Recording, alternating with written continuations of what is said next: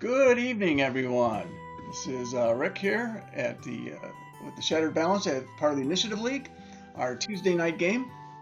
I wanted to welcome you all back. Let's dive into things and have the players introduce themselves, starting with Justin.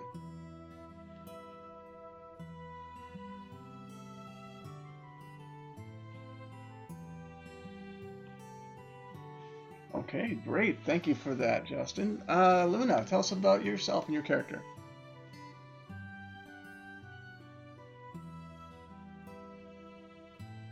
Okay. Torres, Phil, tell us a little bit about your character, Torres.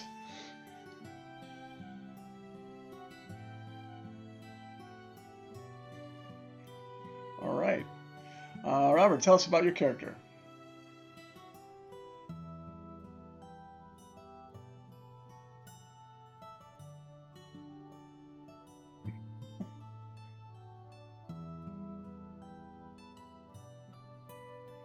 Great. Thanks for that. And finally, Sarah, whose character now has her icon, I believe. I'm seeing it. So tell us a little bit about yourself and your character.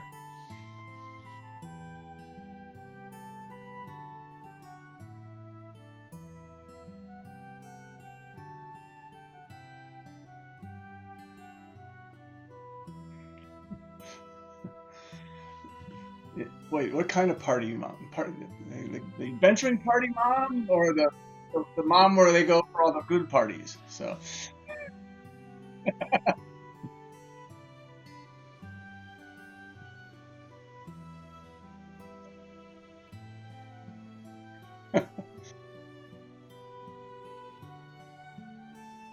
how about which one of you like to summarize where we left things in the last session last Tuesday? Anybody, feel free to jump in, and you guys can do it together if you wish.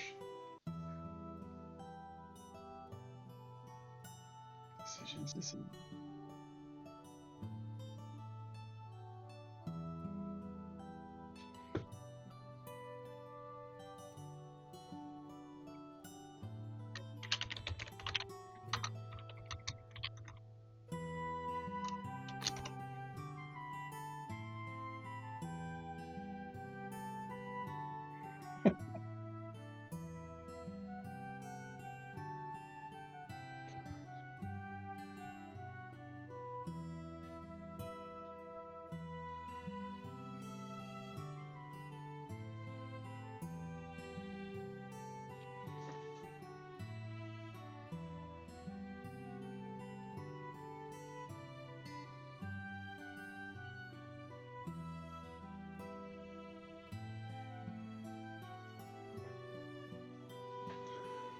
Okay. One thing that upon you guys getting up around the holy water fountain, even though you've got your sword lit up, something feels a little different about your that scepter up here, Kigra.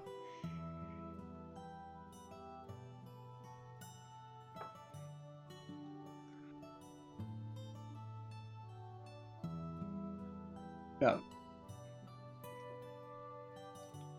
In other words, the thing that the tremendous weight of that scepter seems to have disappeared when you got out of the crypts.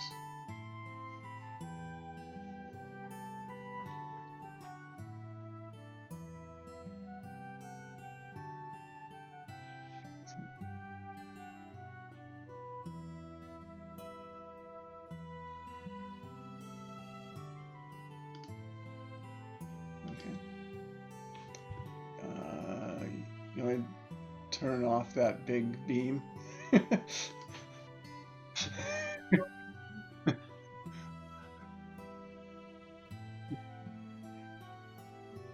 Igra the diva needs the spotlight. There we go. So yeah, you guys are around there. You have that odd feeling. Something's that you notice that you don't. Kigra notices, unless she tells you guys. None of you notice that she can now apparently hold that scepter without lighting up, so to speak. Ever since she came up the stairs to the back to this level.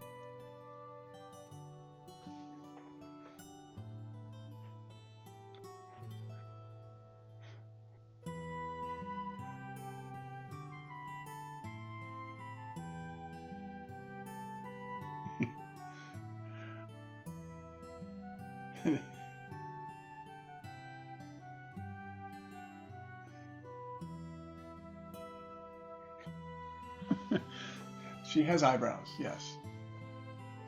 It's a magical world, and I'm the DM. Well, I say so. So yeah, so what do you guys want to do? You're around the holy water. You came up from the crypts after fighting the skeletons and the mummy that was down below. The Mephits, aka Torres's children, have already left, but they're not in this area either. So you know, as far as you know, they're not down here anywhere. They might be outside. Torres. And you have Lilith, who is down here at the behest of the Silver Order as well to look for the thing that Keeger's holding. What would you guys like to do?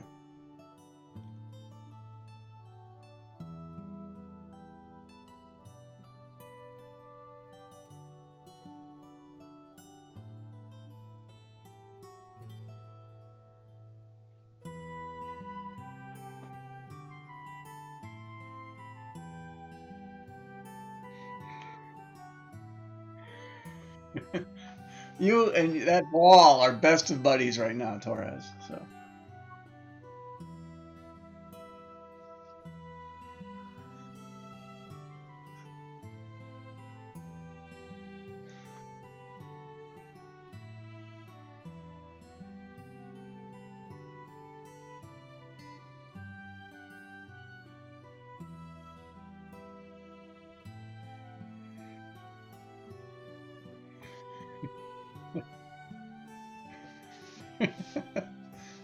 Torres, Torres, Torres used to have a drinking problem. So no,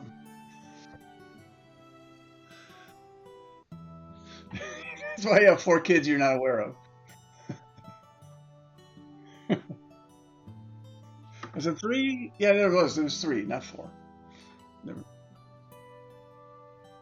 No, it's my lack of memory or misunderstanding of what I remembered. Misremembering. That's default. Yeah, and I know I was offline with Crimson's character, or with Justin. He was trying to convince me that great sword was actually a short sword.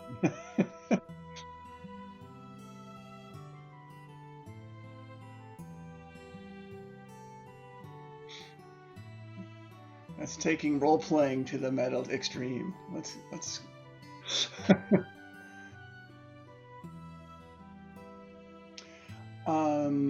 So Lilith, what do you want to say to the party right now that you apparently have the thing you've been sent to get?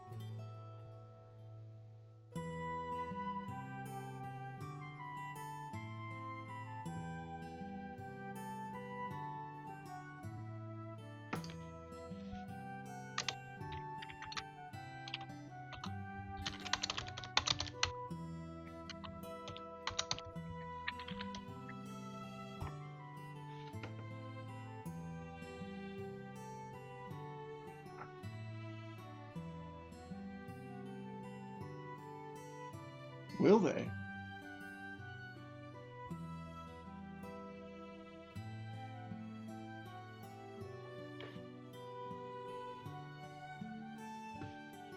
For those that are not aware, Camp Dawn is the Silver Order, um, for lack of a better word, headquarters. It's just south of the city.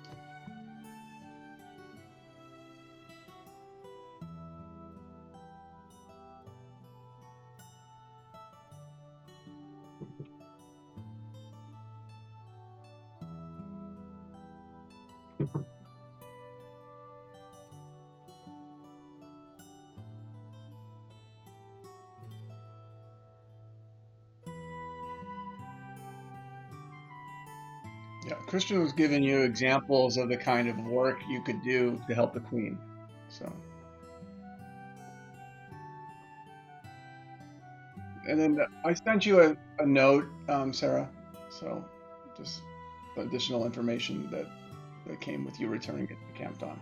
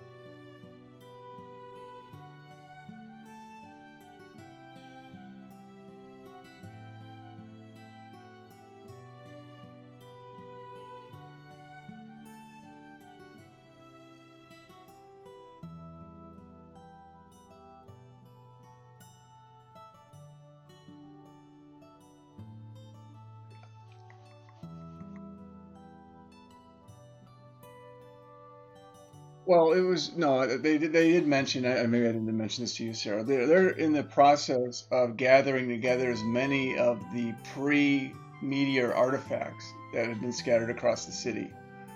It's their goal to ultimately rebuild Dreckenheim, and they want to return the artifacts that had been lost to the catastrophe to help make that happen.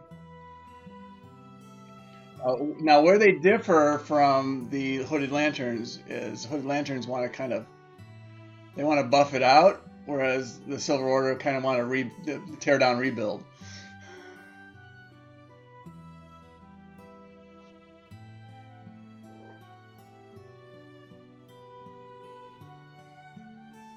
Delirium can do that to you.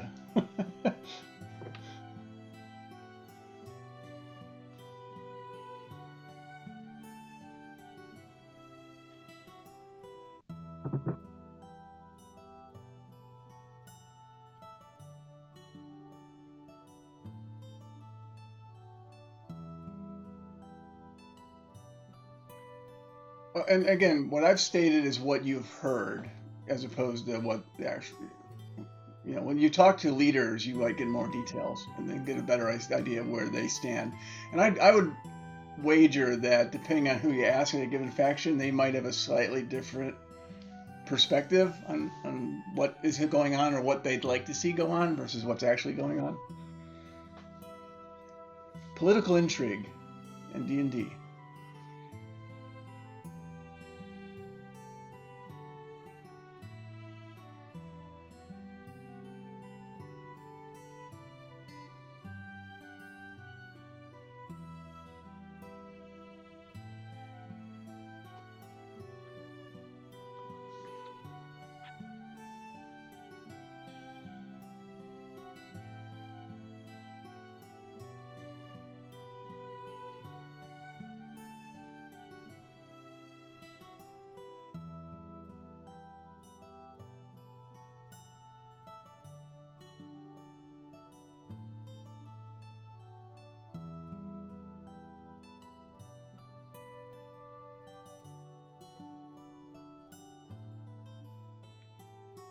They being Silver Order or Queensman or someone else. Okay.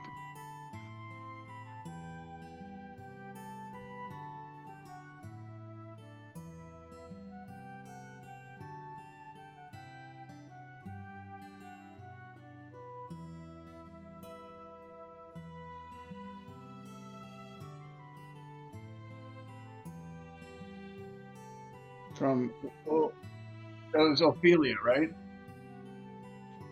That was Ophelia that made that promise, I believe. Yeah.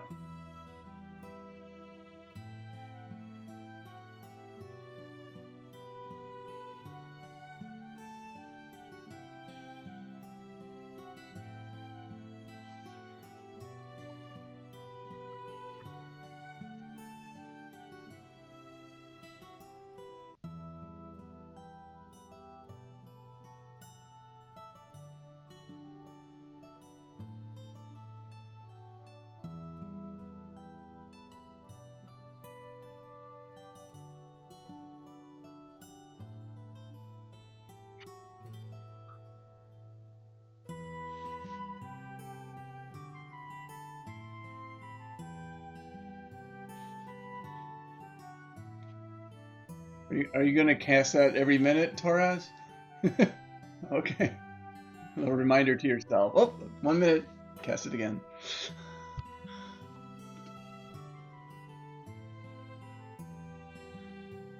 It's probably about maybe a foot and a half long. Chris,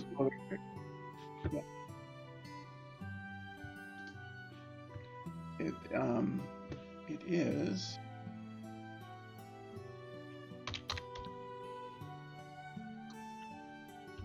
Yeah, you can adjust it a little bit. Let me bring this up.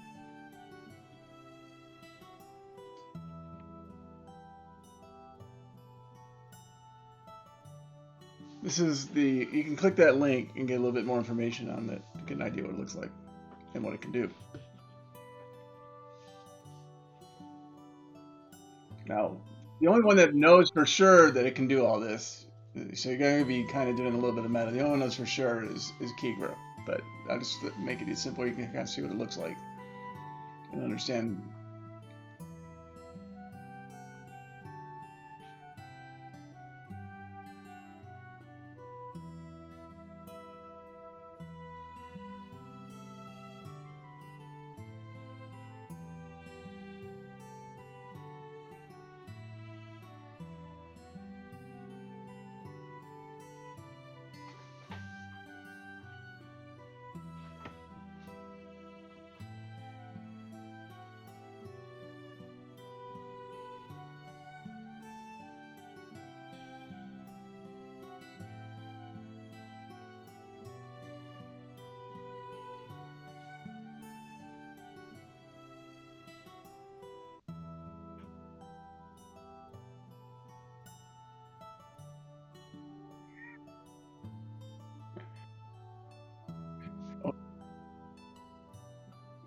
That's how Oaken asked for a raise.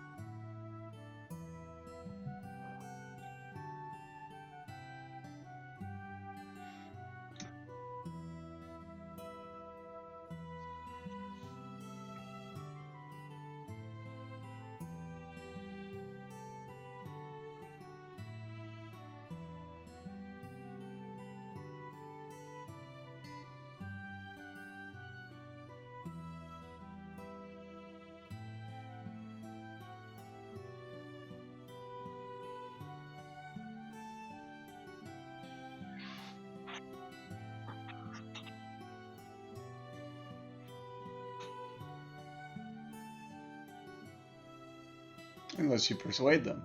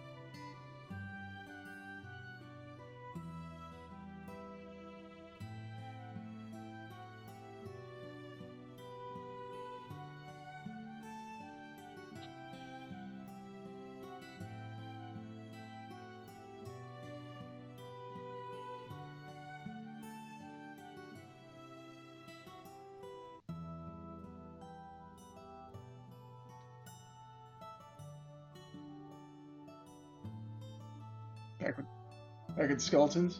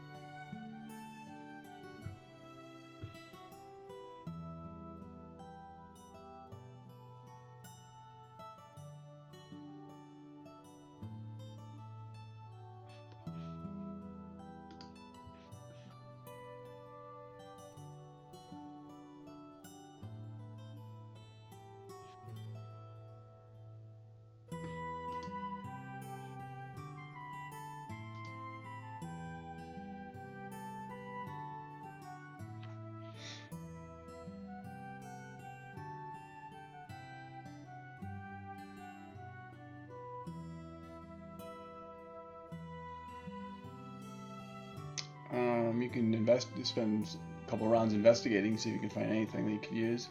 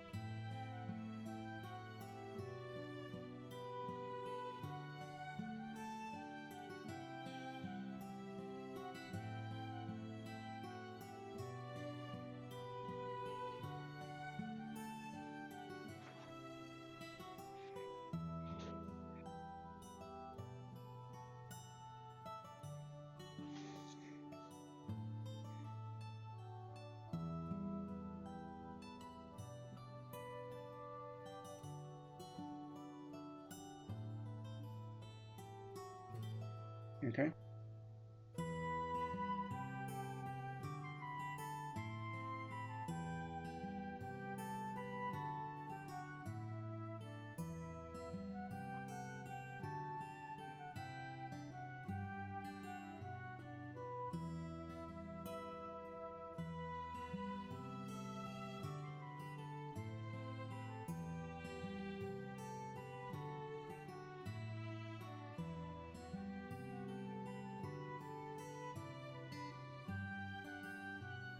Okay. So, number one, who's got the immovable rod?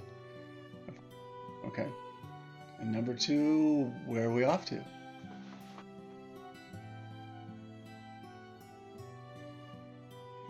Okay. So we won't do any map shenanigans. So you guys went to open the door again. You drop below into the room where you had killed all those skeletons.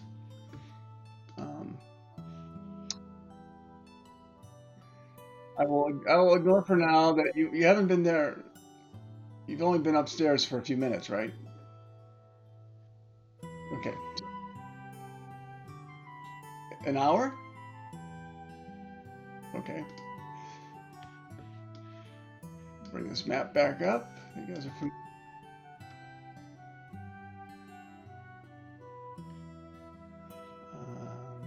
da-da-da. You guys are all downstairs now.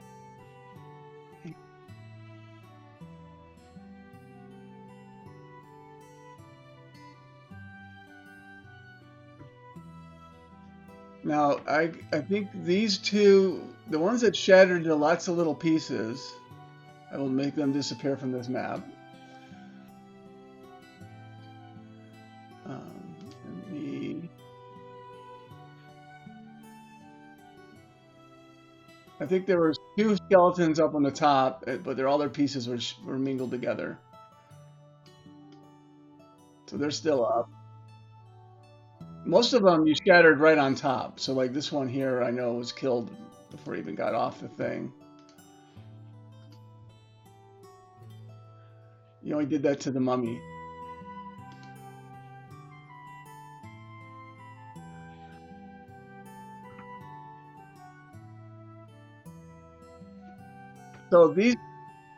So as you come down, these three skeletons have been reanimated.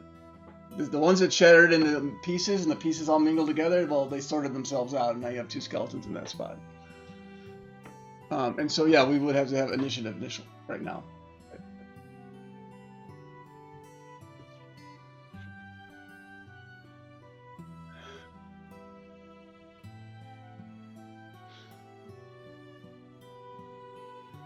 As of right now, Tigra, you are first.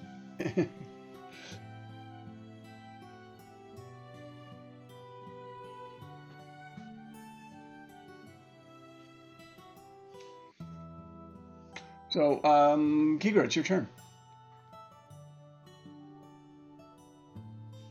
This door is open. Yes, you left it open. This one here you closed. The one down here you closed. This one is open.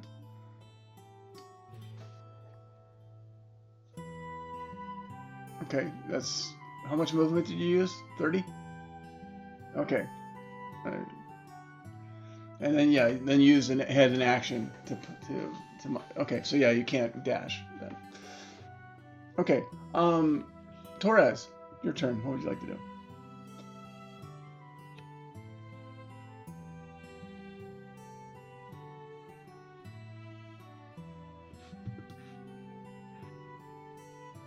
Okay. Let me move him on the map where you can see him. Let's put him here for now.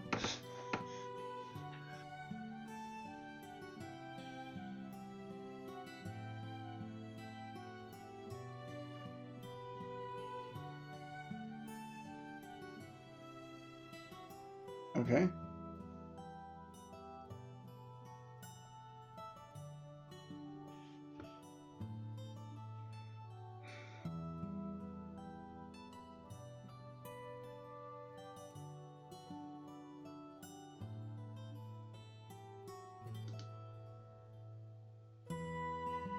That is a crit hit.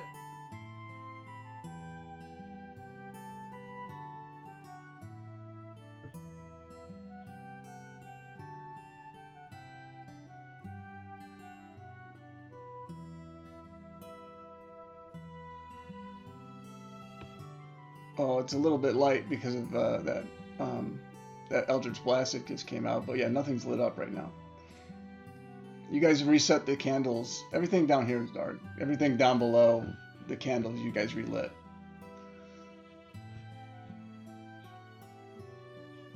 So you go. I think everybody has dark vision or some variant of that. Oh, except Lilith now.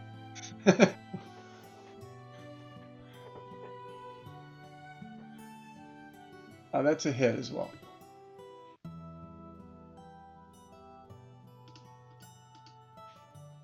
Okay, how do you want this to look?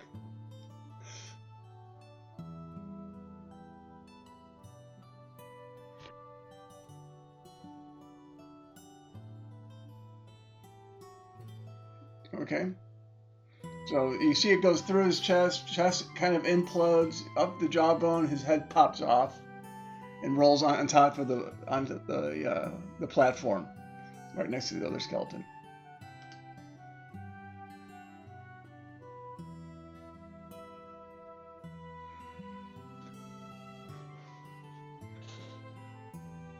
I'm gonna put his remains on the thing. Um, that ends your turn, Torn. Oaken, what would you like to do?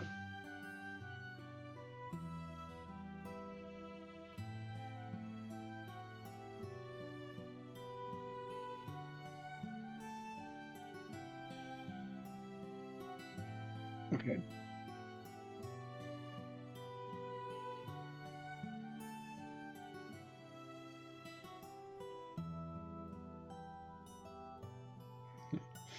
This is that scene where you roar at it, and then like in the movies, then the skeleton roar right back at you.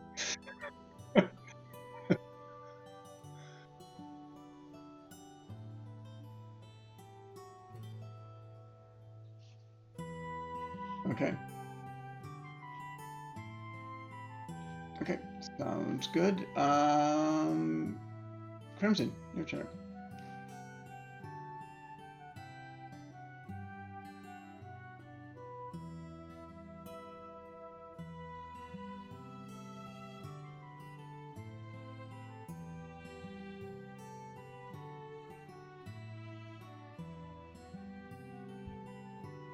Okay.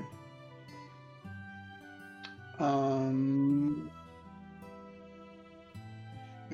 did somebody put a light here? This little thing.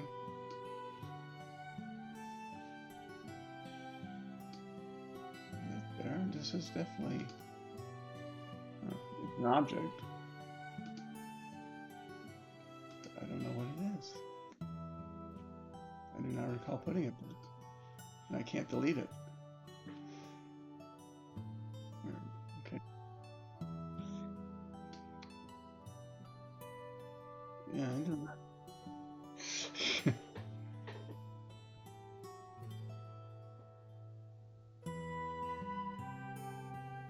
Okay.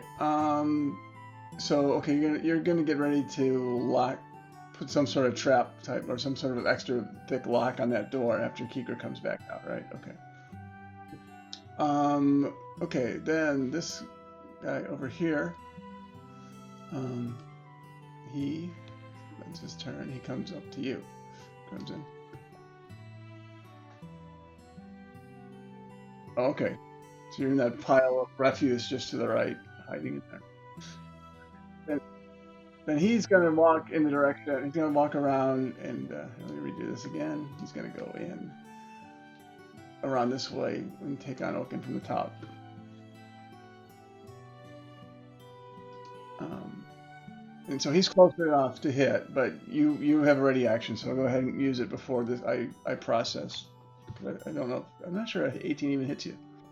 Well, that definitely doesn't hit. Okay. Um, so roll a 20 for me. Okay, let's see. Make sure nothing ill doesn't happen. No, you just kind of get that, like, you hit that ball just wrong on the bat, and the bat's kind of shaking your arm a bit as you hit the stone to the on the outside of that the center stone piece here. Yeah. Okay. No, that one misses, but again, at least you have control over it. You didn't hit a solid wall behind it. Okay, then he rolled an 18. Is that a hit?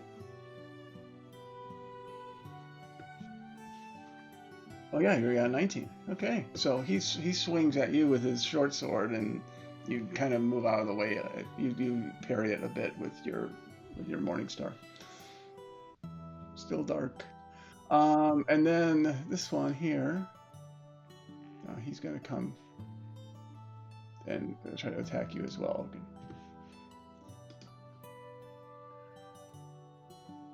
23. And he hits you with, and you are not raging, right? Okay, so 5 piercing. And then it brings it to Lilith.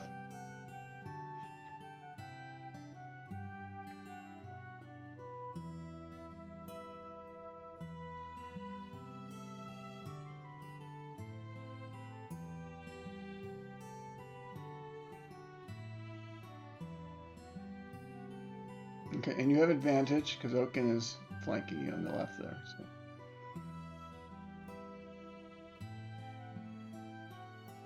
There's a lot of mass in this one location of the room between a centaur and a bugbear. So, not really, not comfortably. And that smell. Oh.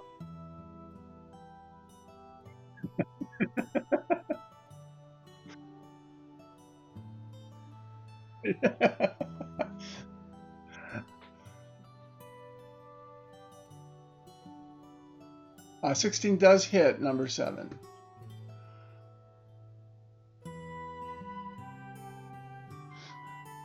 Yeah, you can get out, Torres. It's a little bit more of a squeeze for you. Archimedes has no problem. 8 bludgeoning. Okay.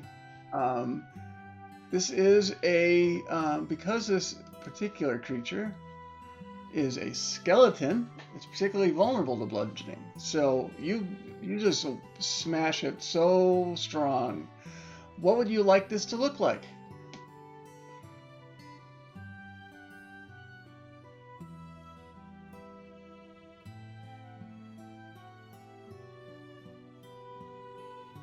Yeah, so it just collapses. The skull cracks in half. It falls straight down in a nice, easy to scoop up pile.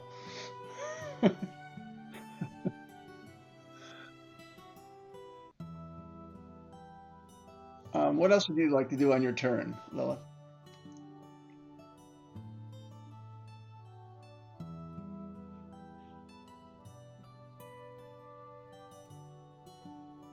Okay.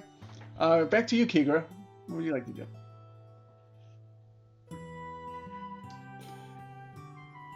Yeah, take the other exit. No. Good luck with the skeletons, guys. I'm going out the back door.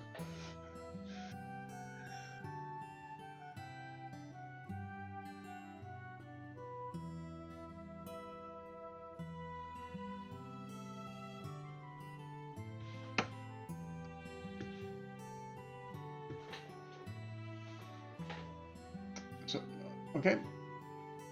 So Kigra dashes out, bravely dashes out of the room. You guys got this. I'll meet you upstairs. Which takes things back to Torres.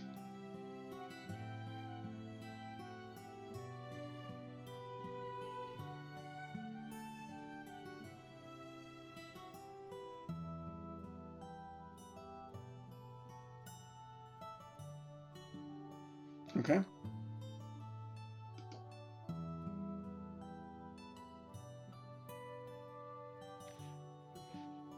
Okay. And it's a DC 14 int save, right? Let's see how he does. 15. And he had a -2, just so you know. Make you feel really bad. Doesn't have much of a mind, admittedly. So, but yeah, it doesn't have an effect.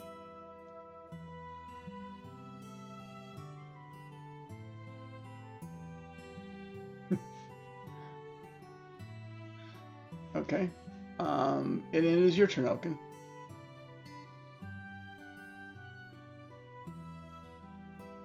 Okay. Yes. Yeah.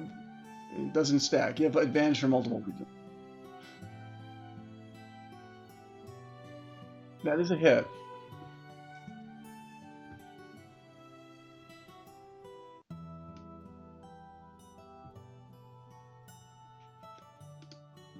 Okay.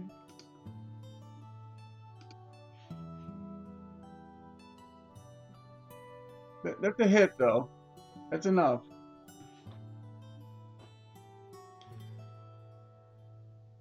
Okay, that's just enough. How do you like this to look?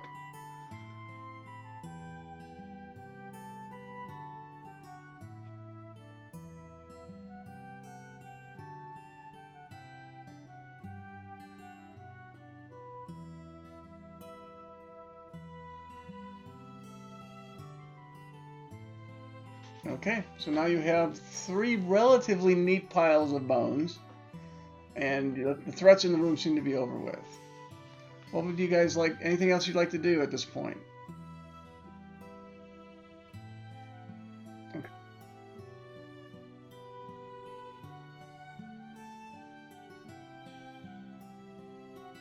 Okay.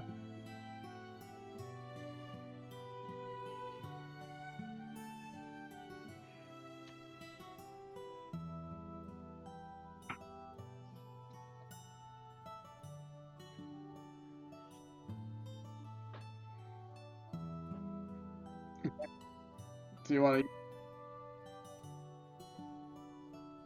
mage hand? Clean!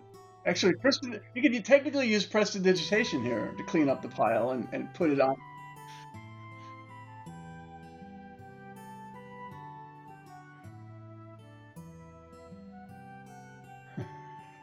Okay. Where do you want me? Which one do you want me to put them on?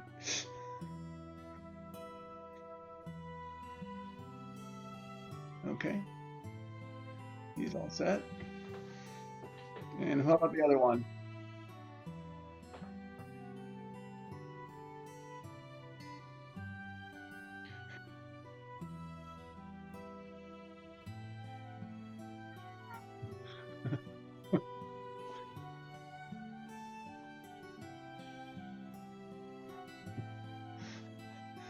Okay, and who's going to clean up the other pile? Or are you going to leave it on the floor there? Okay. Where do you want to put it, Lilith?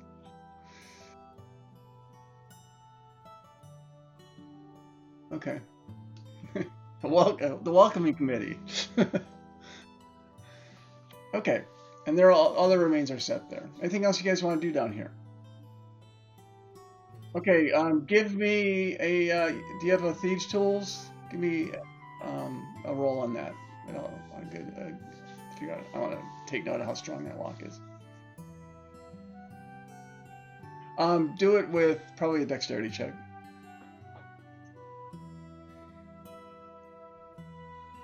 Okay, so that's going to be it's going to take a lot of time or a very big weapon to get through that door. Um,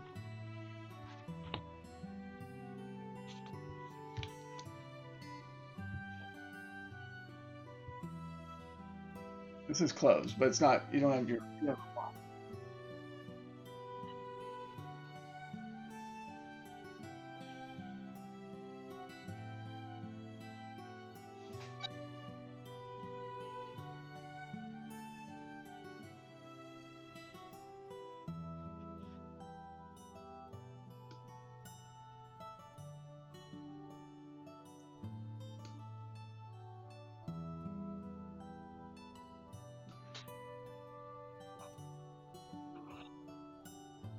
He's going to leave his mark on there. I'm going to be like, ah, that's the crimson mark. Okay.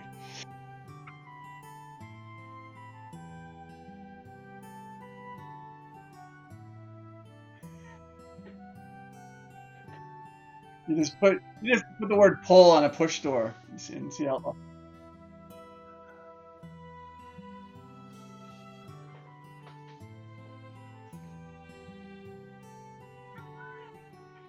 He's gonna pull the door off its hinges.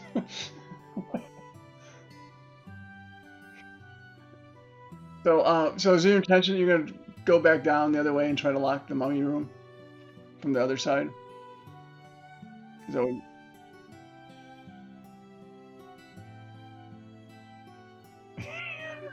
who, me? Oh, come on.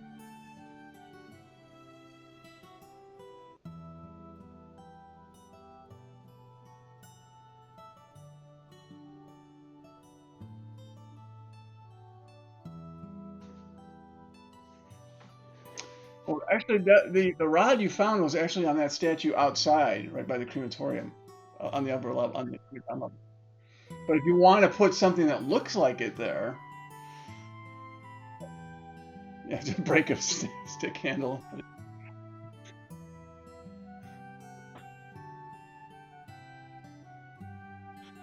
Grab one of the grab something dirty down the basement. Stick it. Grab a femur, put it on there instead.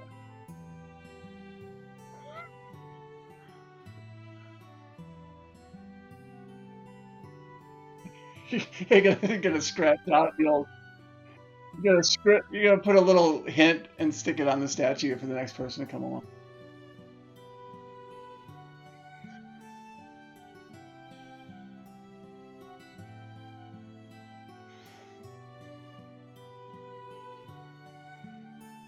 Okay, sounds good. And then you guys are going back up. Are you going all the way up, or just in the middle level? Oh,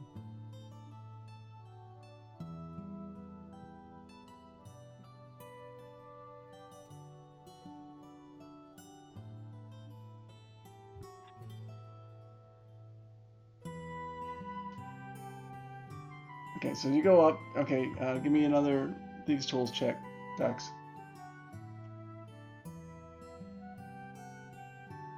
Okay. Yeah, you can give him advantage on that. It's a little bit better. It's one orc better. Um, okay, sounds good. Now you guys are up top. Let me. I need you all to roll d20 for me right now. Everyone knows what this means. I'm not sure if you do yet, Sarah.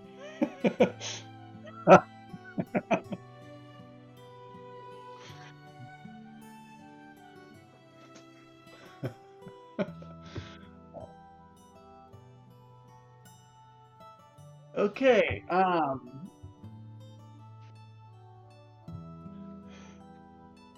So I need you to. Let's see. Um, da, da, da, da.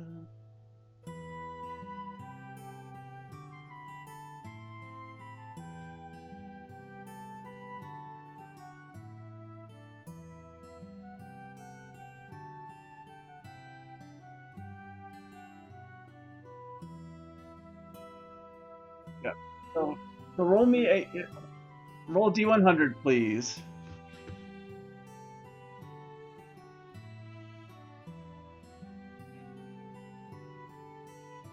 Oh, let's do this thing.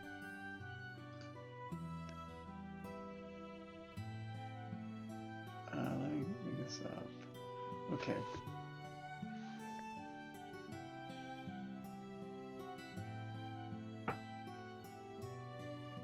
Okay.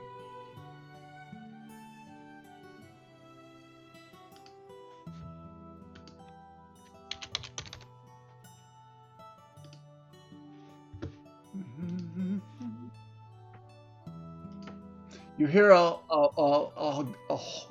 horrible screeching sound coming from across the way as you see this apparition, similar to the one you've actually faced before, come through the wall.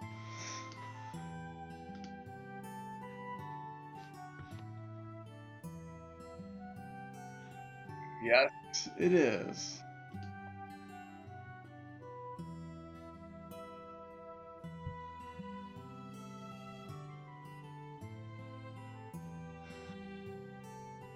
So you guys all rolled. You all rolled initiative, right? Looks, yeah, it looks like everyone. Yes, go ahead. Okay. So, did you roll your advantage then, Lois, on your initiative? Okay. Well, now you're not last.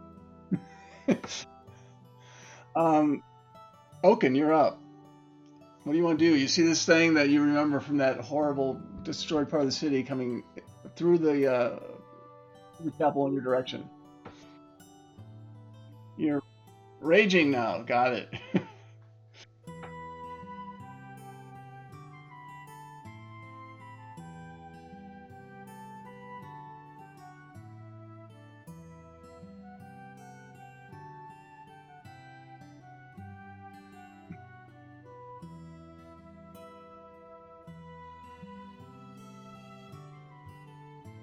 Okay.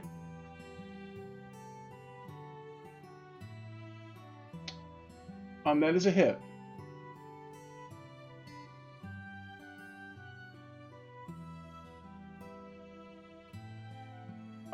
Okay.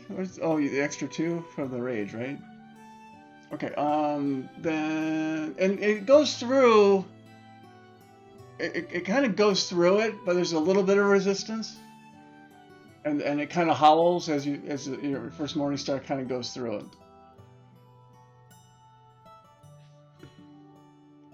And that one misses. Okay, Torres, your turn. What are you?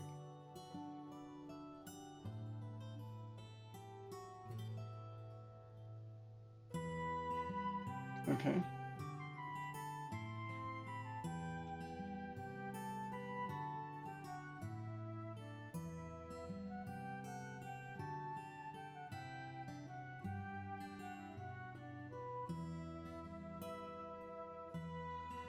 Okay. That would be a hit.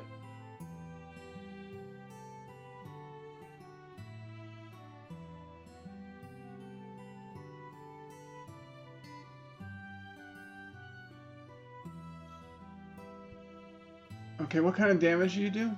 That psychic? Um, wanna roll it? Okay, 8 psychic. Okay.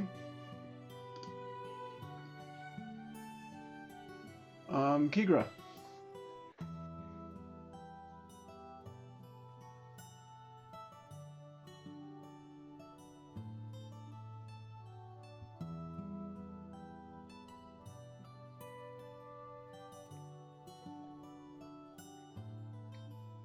As a hit.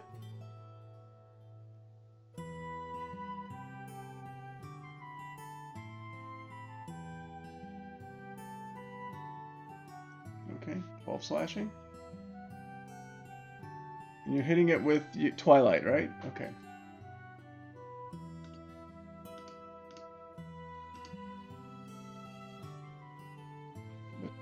That would be a hit.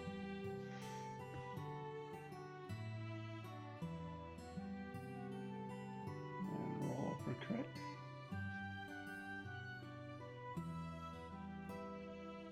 So how do you want this to look, Kigra?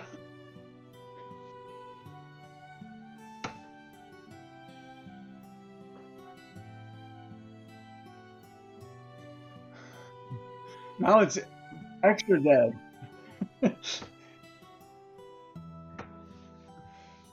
Okay, go to the pile of icky goo. As you do that, 1 second. He's got a buddy.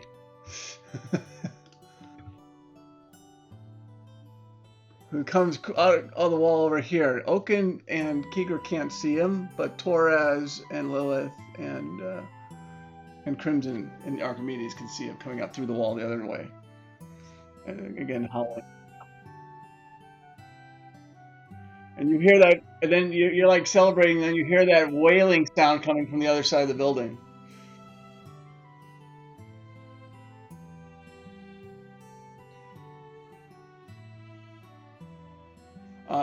And so I got a second. I gotta get those initiative roll. Oh, it's already been rolled. Never mind. Okay. Get rid of these. 1 second. I got a lot of stuff in my list. All the dead skeletons are in my list. I gotta clear those out. Crimson, your turn. It is. Oof! Ta-da!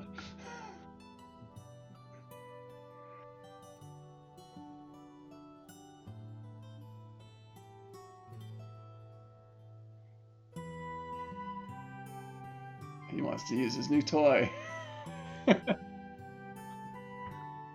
Mr. Bow has decided to go melee weapon this time. Okay.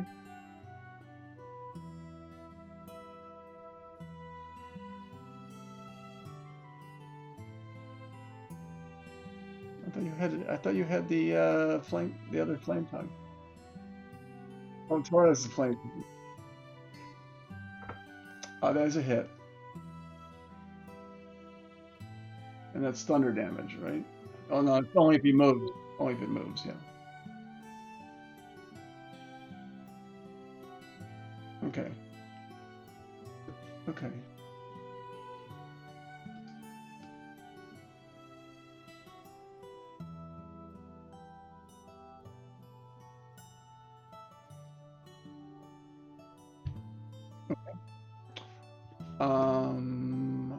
Lilith, what would you like to do?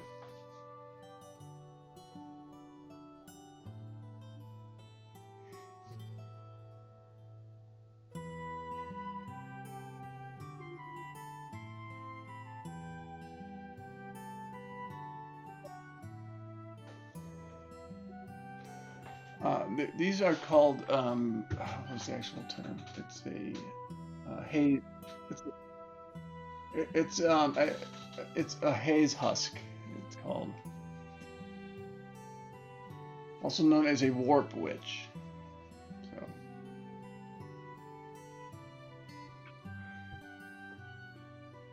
okay.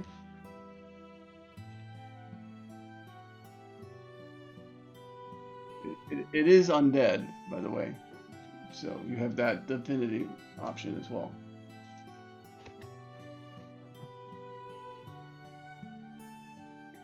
Sounds good. Just wanted to let you know the whole story that you can detect as your clerical senses are tingling.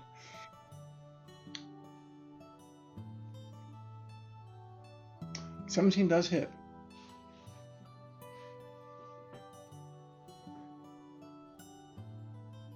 Okay. Let me see if he's got a vulnerability to that. Nope. Okay. 13 radiant.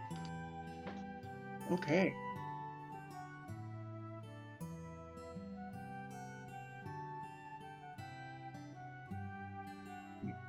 And if he moves, he takes damage from Booming Blade as well, I believe. Okay. Its turn. It is going to move. Doesn't realize Booming Blade's on. So how much damage does he take from Booming Blade? 10 Thunder. Got it. Okay. Yep. Yeah. The damage on the other attack didn't do full damage, so that's why if it was 2, it would have got taken some damage, but 1, I rounded down. So no, this one I didn't. That wasn't the one thunder damage. The other one was the half damage, so that would have it was easier to just go at that. If one of you guys died, I'd feel bad about it and probably change things, but that didn't happen. So we'll roll that. Okay. And then he is going to continue his turn. Come up close to Lilith.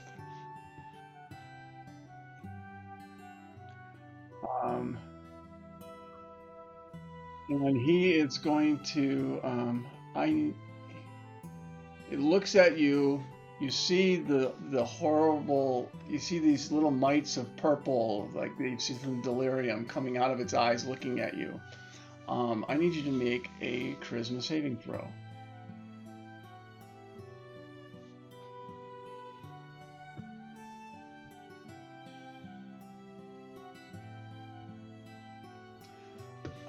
And you, you didn't succeed. And I've made a slight change to your character sheet.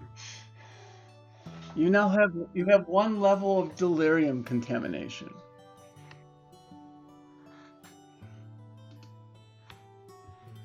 So what that means is any hit points you try to regain, you're only going to get half of them. So if you were to cast a healing spell for 10 healing, you only get 5 healing HP back.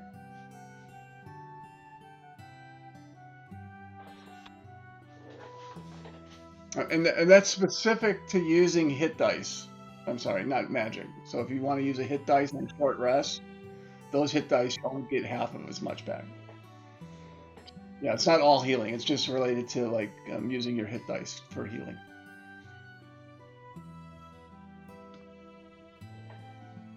And your skin looks a little paler, a little purplish. But a lot of people can't tell because there's a general gloom in the sky anyway that has that. But you know something's a little off. And then let me go to this guy again and see if there's anything else they're doing. No. And then it ends its turn with its eyes staring at you, bringing things back to Oaken.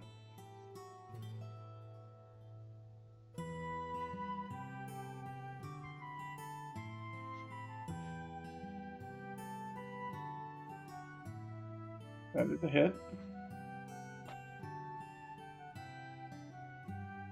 7 hit.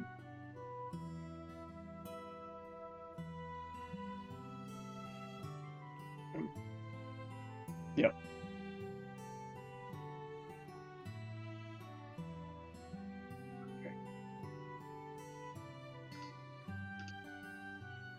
Okay, the first one seems to injure it. It changes and quickly glances in your direction as it gets hit. Second one, it doesn't see coming, and it's going to take him out. So how would you like that to look?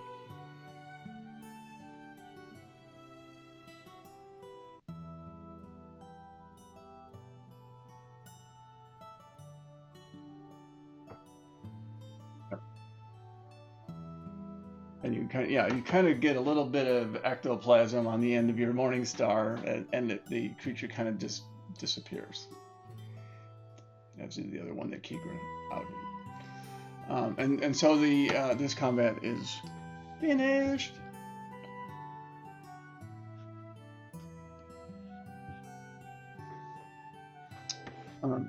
Okay.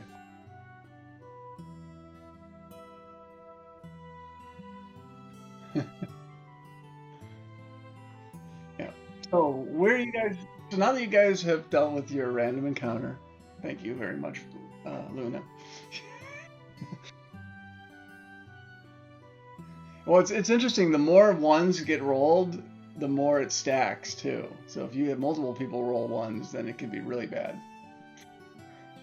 That happened to you guys once. You guys, I think, you had like 3-1.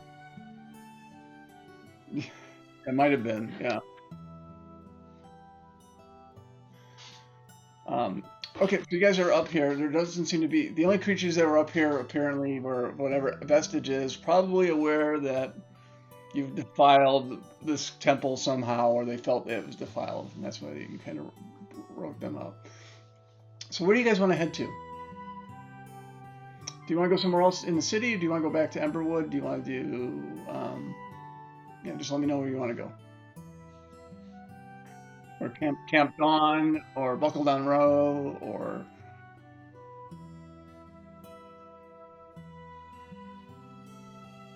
okay, let's get you to Buckle Down Row really quick here. You're still technically in the outer city, just so you know, as far as long rests are concerned. Let me bring it up here.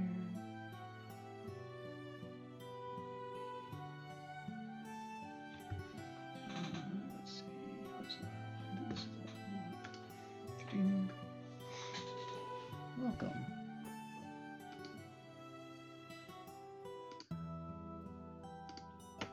There y'all are.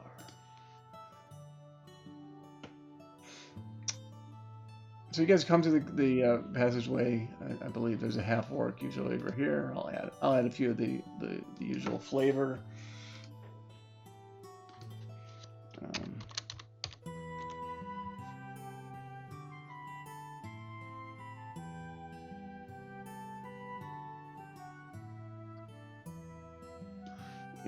Yeah, you do. Although this one looks bigger.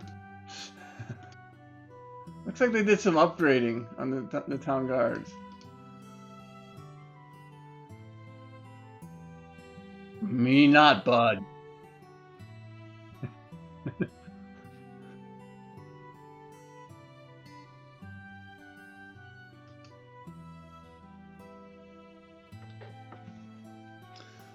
Not bud.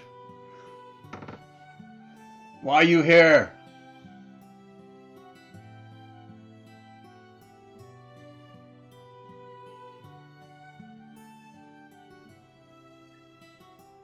He gets right next to you. He goes, I'm not Bud. Why are you here? Who are these people with you? He didn't stop Keeger at all, because Keeger's got a badge on her. You guys do not, however. So that's why he's giving you some. So what do you want to say to him?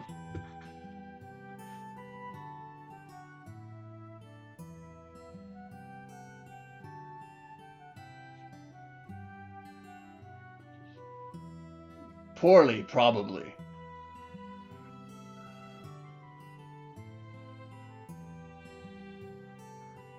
Who you want to see?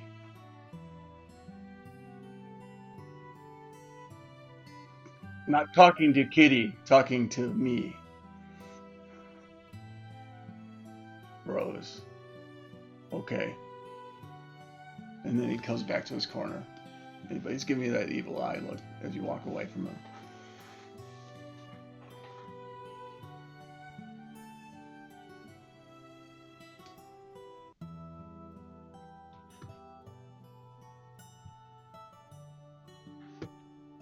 Yeah, let's see how this works.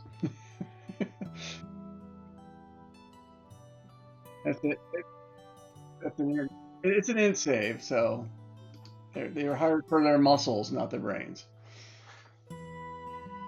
So he's like, he sees the thing in him, like, he kind of like panics, like, what? He tries to reach it, but what the? So he's now, he forget about you guys altogether as he's trying to pull an arrow out of his chest. It doesn't hurt him for some reason.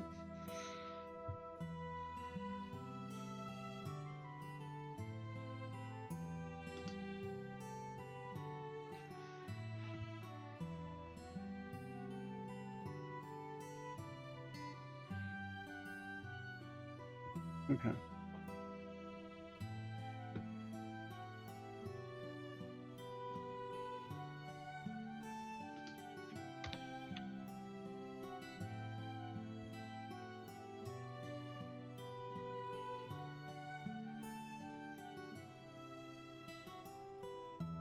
So Keeger, you notice Rose in the back left corner. I'm just leaving her icon there. She's actually got another person next to her. And you see a couple of other people that are clearly got the Rose. There's probably 4 or 5 other people in here. I won't put them on there just it doesn't clutter it up, but just so everyone knows, there's probably 4 or 5 other members of the Rose and Thorns inside this particular part of the Old Imperial Public House.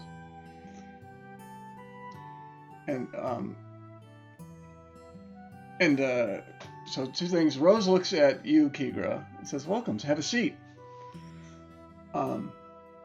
And then Rose calls out in the direction of Crimson. It's like, "Thanks for finding your sister."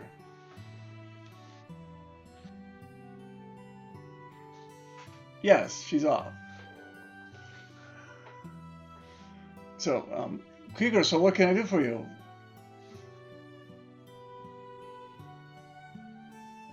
Of course, we're all looking for scepters. We know people can go. We'd love to have that scepter. We believe we can get a handsome ransom from the Silver Order for it.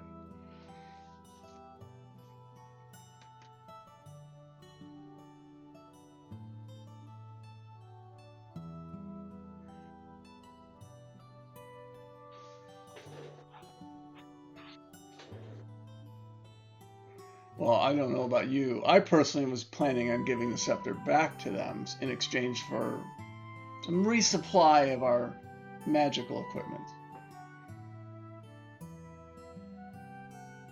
Why? Have you ventured that way?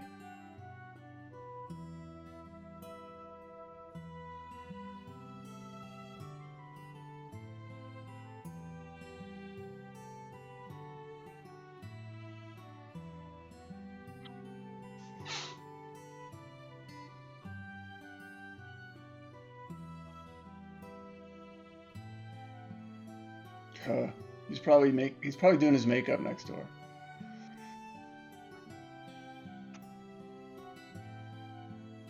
He goes, and she said, "Good. And by the way, I knew you were there. I just wanted to see what you would tell me."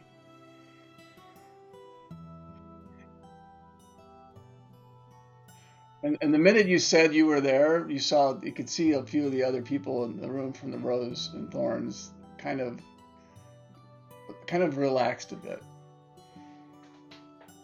So it sounds like they had other plans if you'd answered differently.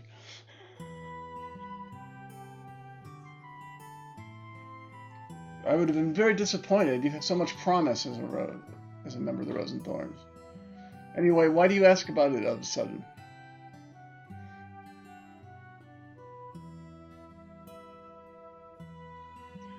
I guess the question I have is, how did you know about it? Because I don't believe I told you.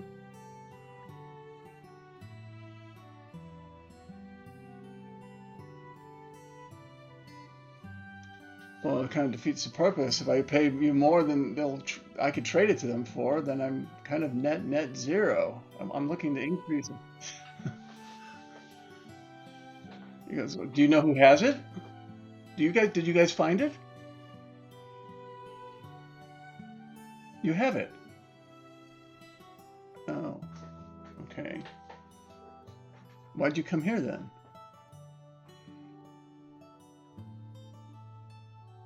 Well, the Silver Order wants it. And to be honest, I'm not a big fan of theirs, but boy, do they have a good supply of magical stuff.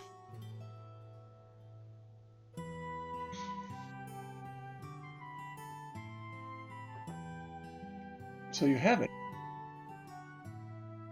Well, I mean, yeah, yeah, 5% cut. You know what? Here, if you should come upon it, um, how do I put this? My usual cut's 5%. However, is going to give us a lot more. So if you can come upon it, you can do what you like, but I'd like my cut to be 10%.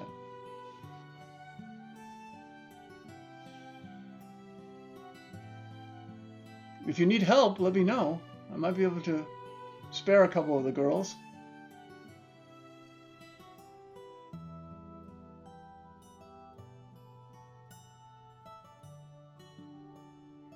And she kind of looks over her shoulder at your friends and is kind of like,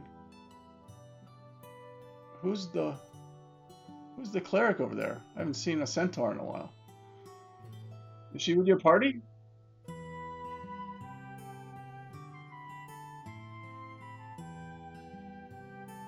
I don't recall her before. I remember a human cleric. I don't recall a centaur cleric, though. Be careful about new party members.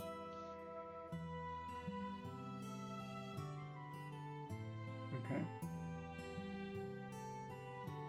Did you just magically jump through the window and out the front?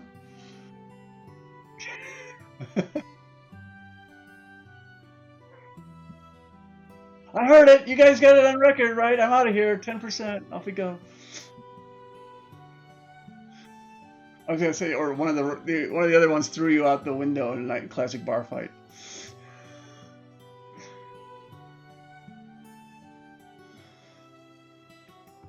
Um, um, because anything else I can do for you?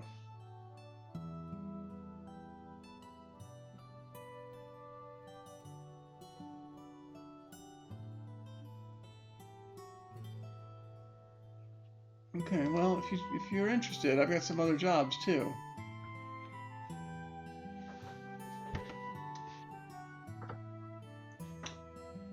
There's one inside the city walls. Do you guys think you're up for that?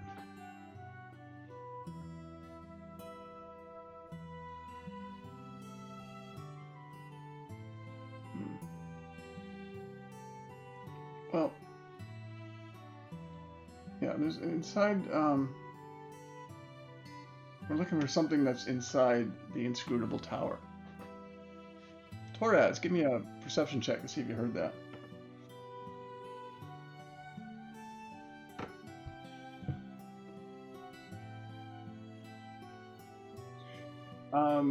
Yeah, I think you and Archimedes were busy picking bone fragments out from the skeletons you took out.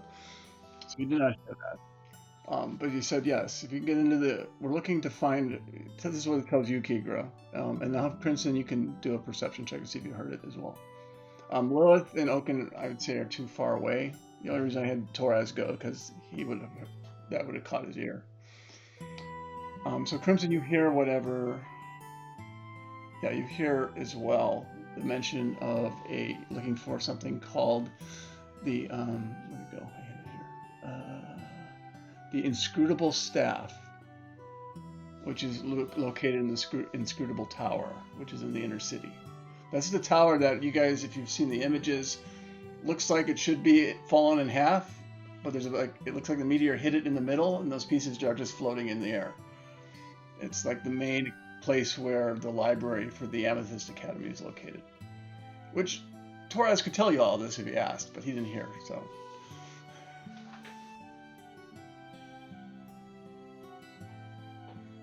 So yeah, you just what was that? I'm sorry, Keeper. Oh, yes. This is one of the most powerful pieces of magic that the Amethyst Academy has. If we take this from them, we'll just we'll demolish their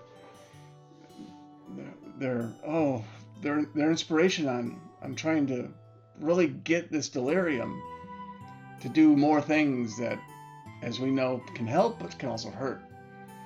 I just don't trust them with delirium in their hands any more than I do those whack jobs out in the crater.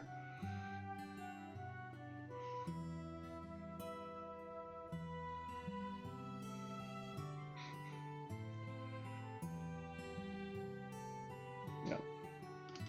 So yeah, the item, I'll put in the messages so you set a history here. Oops, I'll try to.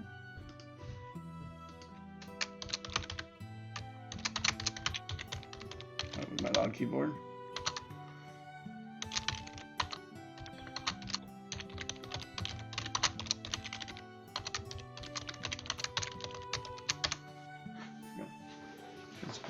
In the notes down below where your die rolls are.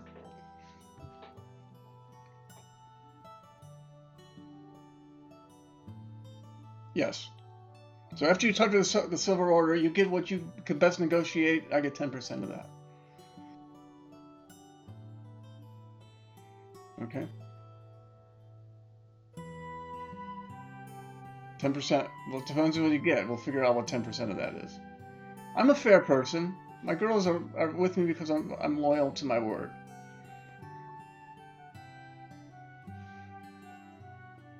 Okay. Lilith, Oaken, what are you guys are doing while that conversation's going on?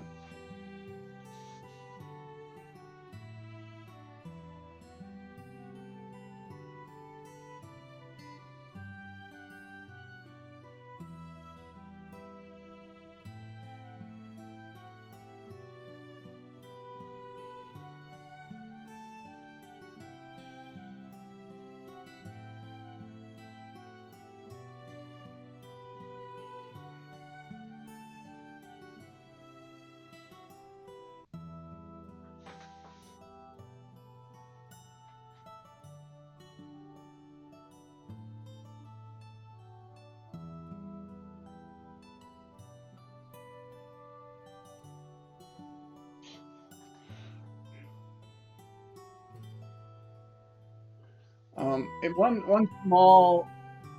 like halfling comes up to you, a halfling woman comes up to you in leather. Apparently, a member has the mark on her as well, the Rose and Thorns, and looks at you and goes, "Why are you so nervous?"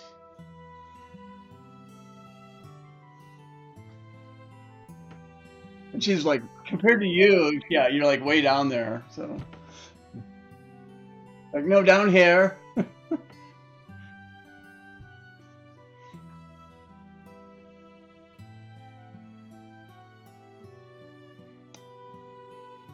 Okay, why'd you come in then if you're anxious?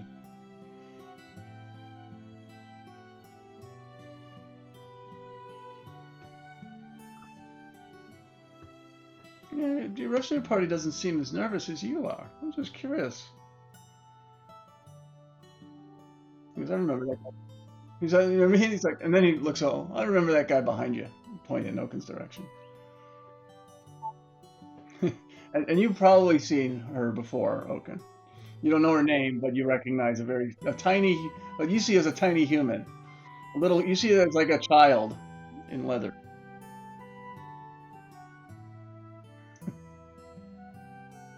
which which kind of infuriates her. She infuriates her when you say that, and she's under her breath. She's like, "We don't have seating arrangements for your kind in here. I can set you up on the stables outside." And then she laughs and looks at her friend. They don't laugh.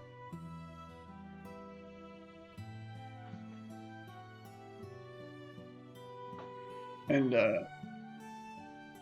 and she- are you intimidate? Or are you just conversing?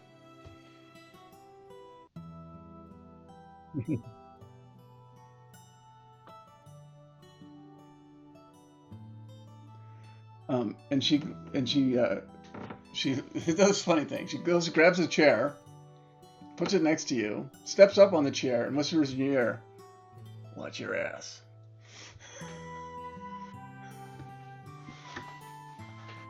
And I don't mean your donkey friend.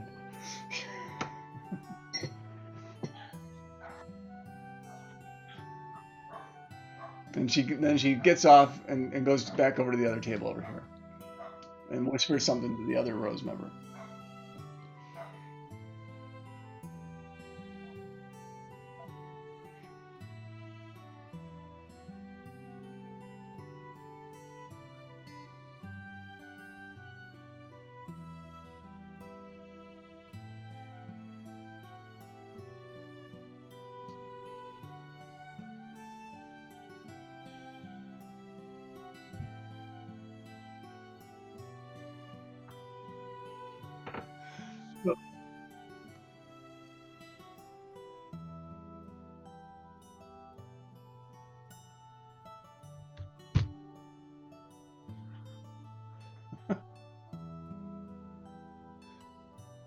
Okay.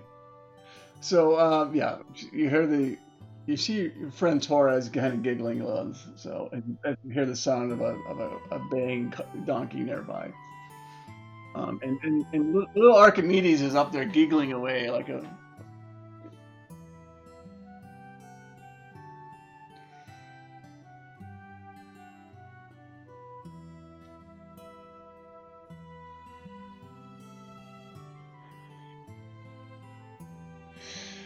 Okay, dokie.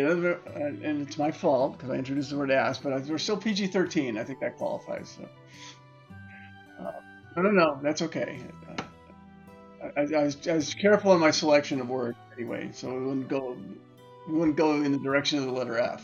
So anyway, we'll take a quick break right here, and we're about the halfway mark. And when we come back in about 5-10 minutes, we will see where the party wants to go now that they've got sort of the blessing from Rose to negotiate the Silver Order for the scepter.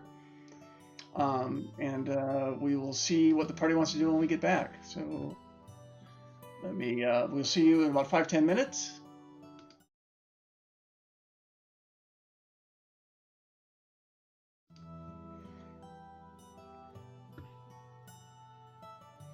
And we're back from our little break. We left things with the party negotiating terms for Kigra to negotiate with the Silver Order on the return of the scepter, with 10% of such proceeds going back to Rose as well.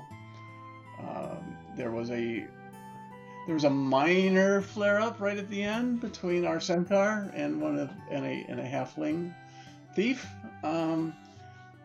That seemed to resolve itself peacefully, if not amicably. Uh, and it ended with Torres making fun of his party member and being called out on it by Oaken. So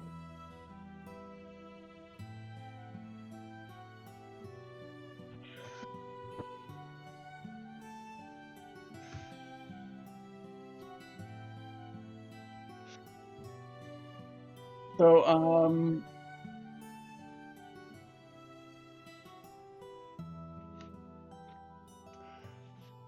she, yeah. So, where are you guys gonna take things now?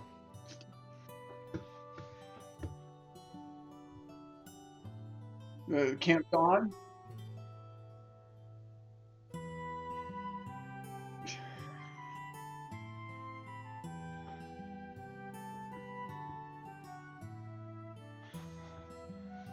So what do you guys want to do?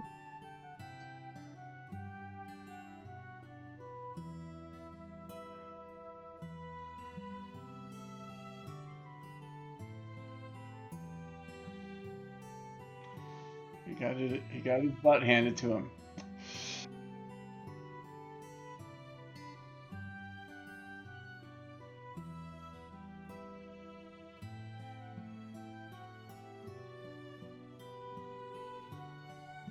So do you want to go to Camp Dawn or do you want to go back to Emberwood and get a full rest?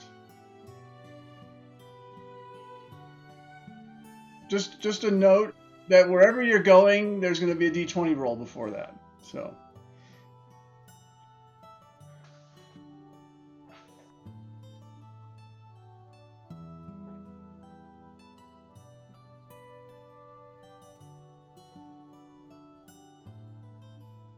Hmm.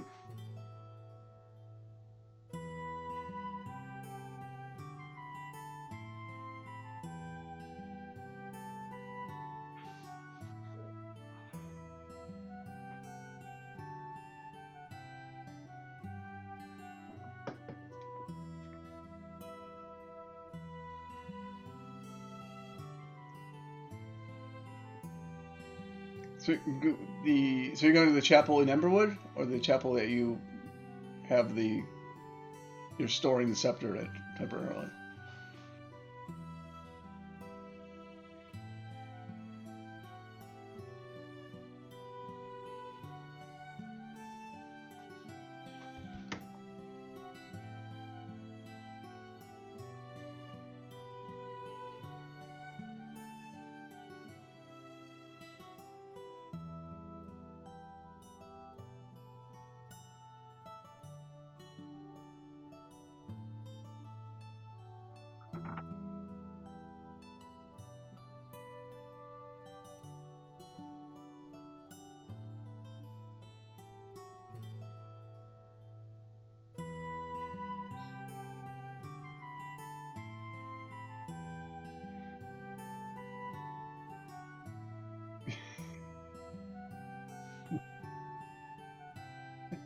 And we'll go back to the old fighting arena too, the bigger one you guys enjoyed, rather than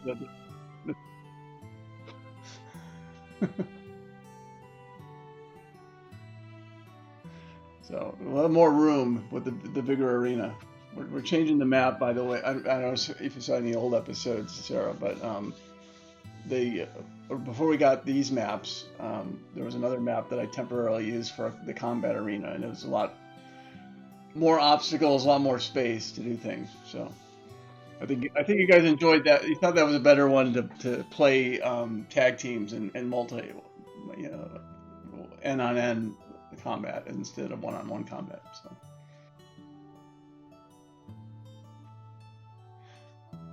yeah, you had a bad roll. The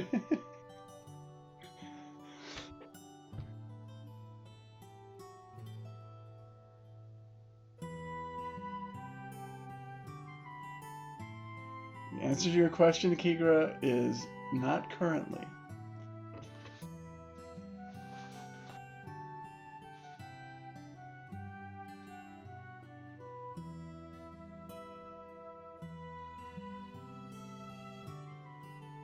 Okay, so you're going back to Emberwood then, right?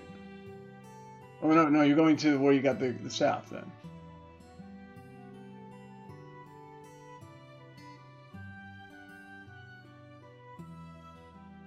Did you ask about Ophelia? Oh, who you asked Rose or you asked Lilith? What doesn't she got? No, she didn't hear from Ophelia because she hasn't been to Emberwood before. She does not know.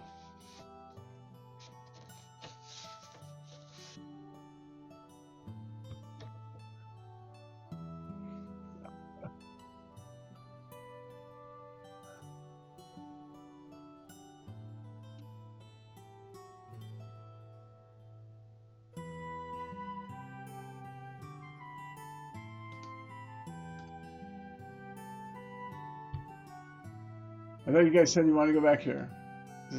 Is this not where you wanted to go? Oh, that's the one in Emberwood.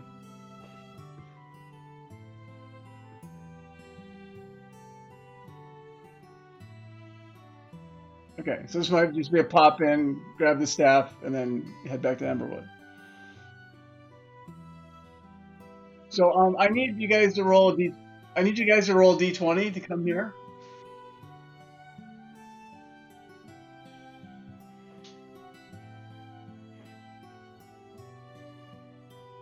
Oh, again. so so so before you got here,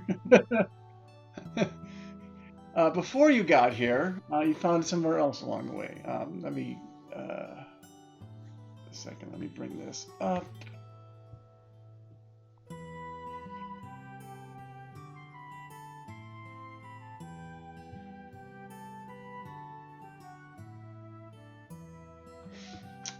So I need a D100 from you, Kigra.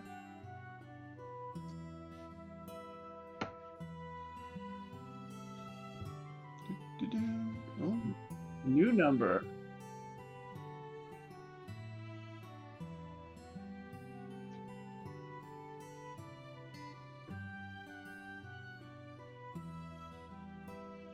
Okay. Let me switch the map to our standard standard random encounter map. Let me add you guys in down here.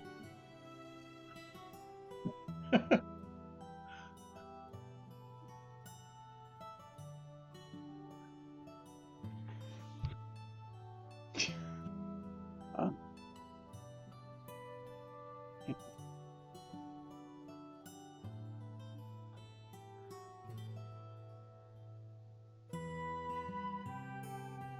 okay. You guys are gonna love this one.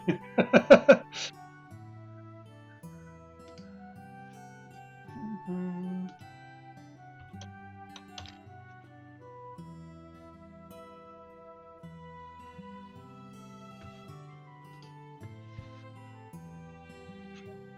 As you're going down this, you see this creature I'm about to make visible come crawling over out of the debris. Now, there's no piano fragments in this particular creature, but it's something else. And you hear multiple mouths kind of screaming in your direction as it's starting to head over your way. This is a big one. Um, and so, please roll initiative. I gotta get rid of these guys. Rose, bye Rose. Bye Bugbear. Not you, Bugbear. Oaken. Other Bugbear.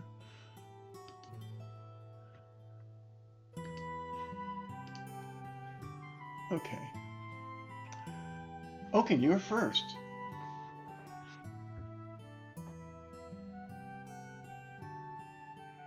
Actually, before you do a rage, given what happened last time, I want you to do a wisdom check.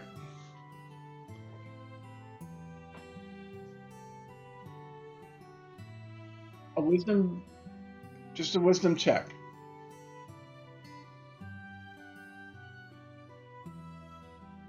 Okay, you are both you are a little bit horrified, um, because of your previous encounter and demise from this creature, and so I am going to delay your rage until the end of your turn, rather than at the beginning of your turn.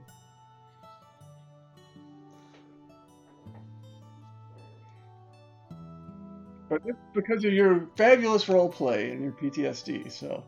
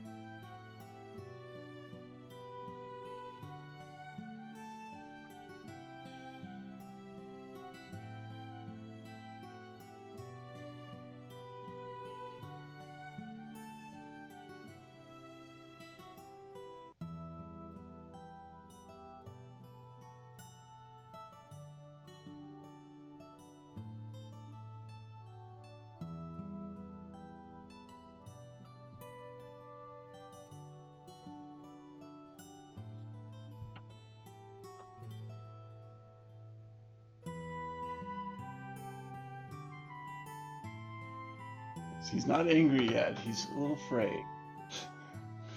Okay. So we will basically, if you're all right, I'll hold the rage until he makes an attack attempt. And if he doesn't make it, yeah, yeah, then I'll have the rage triggered if you actually after you make your attack.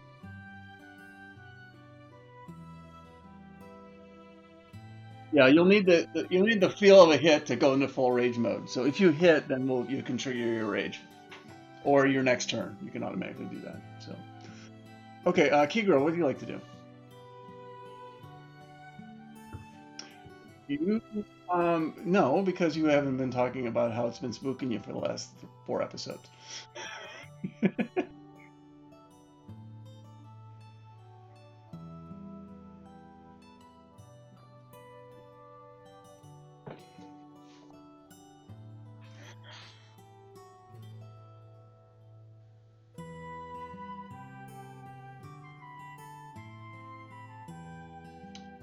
With regards to the stat, oh, just find sense. Let me bring that up again. Let me make sure I got it right.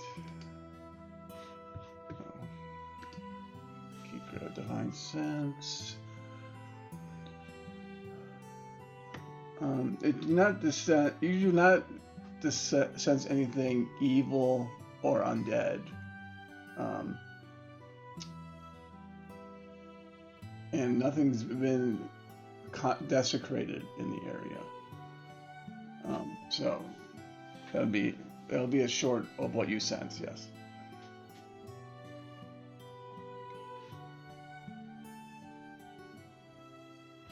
Okay.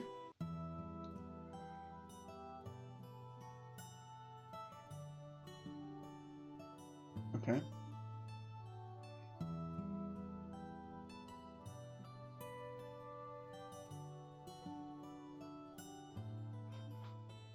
It's okay. When it consumes you in the next turn, then Oaken will really flip out.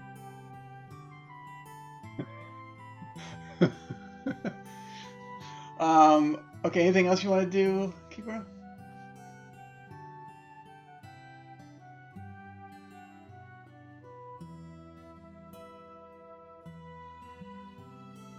Okay.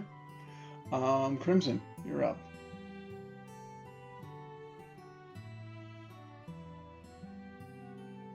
There's this pile right here. Oh wait, I'm clicking the wrong thing. There you go.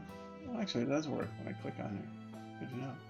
I did not know that. There's also this dilapidated thing over here. Okay.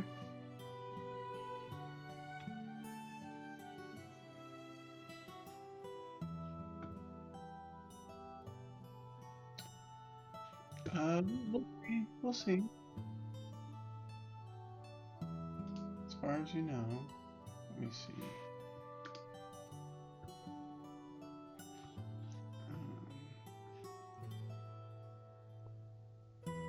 So you had a 11 on stealth. Yeah, I think you're gonna get away with it.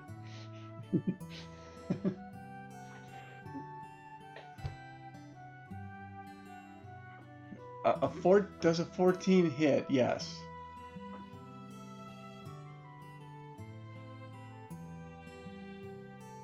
22 piercing. Let's make sure. Okay. And you kind of poke it, and the hole fills up. You see a bunch of blood fall out, and the hole kind of fills up. But it's definitely, and then you see a few mouths kind of in that area because there's multiple mouths on this thing, kind of scream in agony.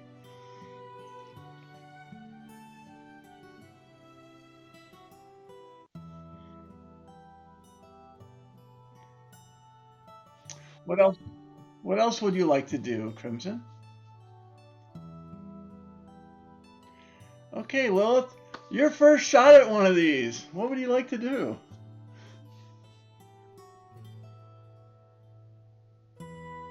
This thing is gigantic, as you can tell just by the size of the icon. But and most of that, basically, the entire demolished wall has now been replaced by a giant mass of flesh and mouths and appendages.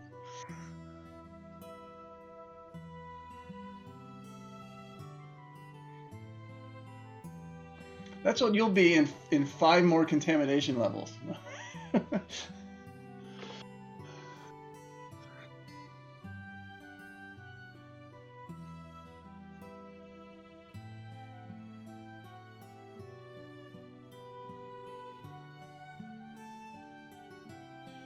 Okay.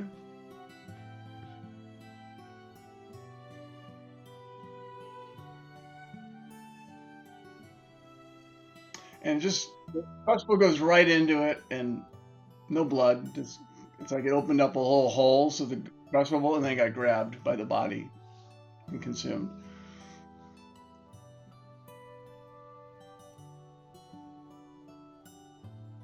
Okay.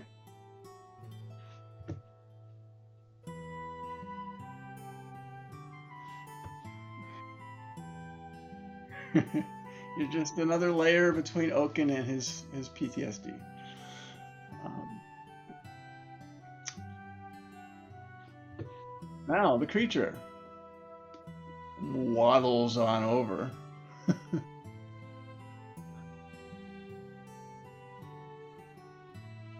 Kind of level. It comes down to levels between Lilith and Kigra, being within range of Oaken with your longer weapon. Okay.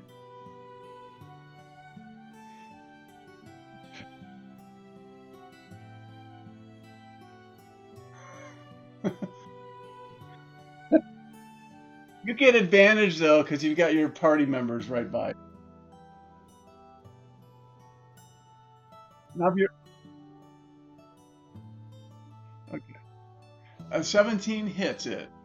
As you guys, as Lilith hears this whooshing sound just over the top of her head.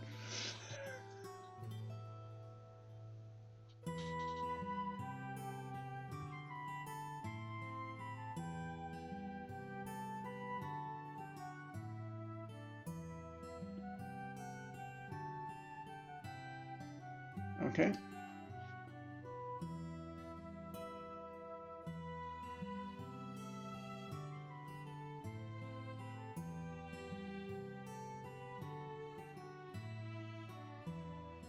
That's a hit. Okay.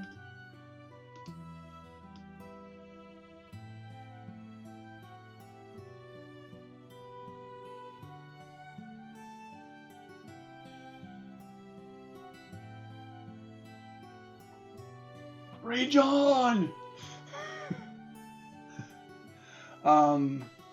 And now the creature attacks. Um, And he's going to, let's do this nice and we'll be fair. So even is Lilith and odd is Kegra. So let's roll d6. And it's Kegra. It's you again. Almost like he recognizes you. So the first thing that you see a large like a pseudopod forms on this creature, the size of you, Kegra, and it comes slamming down in your direction.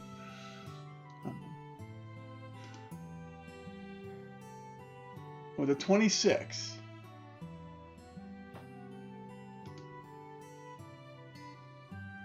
you take 21 bludgeoning damage from that. And then I need to do a grapple check. So give me a strength check. Yes. You need to beat a 25.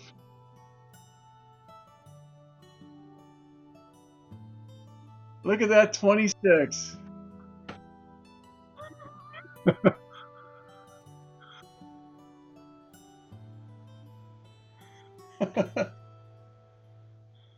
And so you literally move, take a side step to the right, and this huge thing, the size of Kegra, literally slams to your right, Lilith, and it makes a big splatty, disgusting, yucky noise, as it just avoids trying to consume her.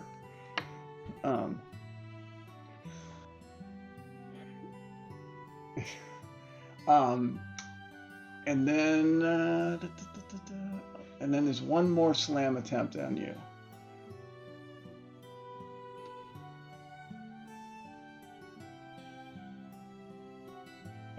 A 20?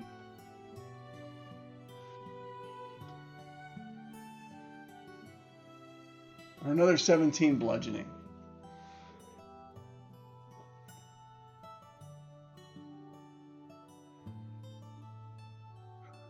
She's mostly alive.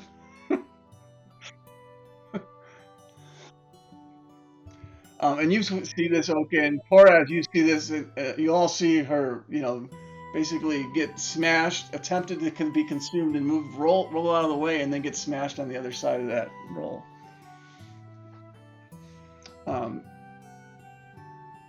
So, Torres, it's your turn. What would you like to do?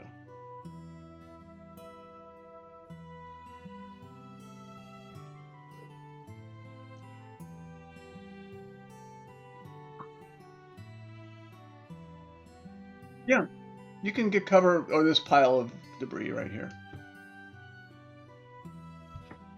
You can get half cover from the creature. So.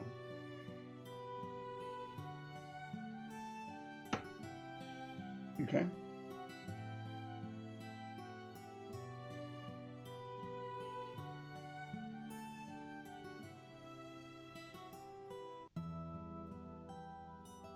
Okay. That is a hit.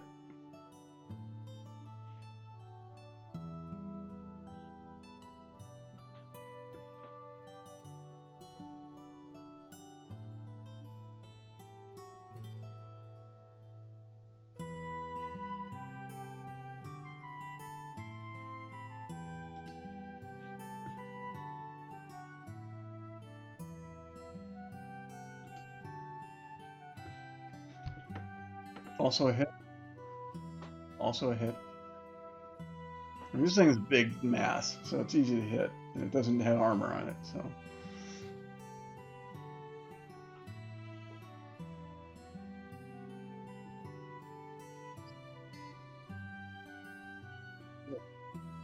So total about 22 damage, if my math is mathing right. You had the 11, 22, okay.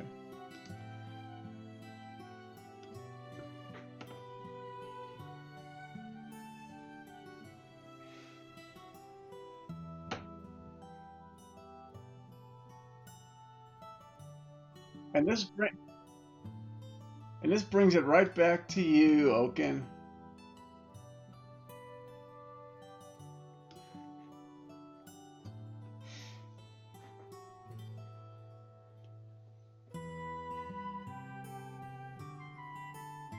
That is a hit.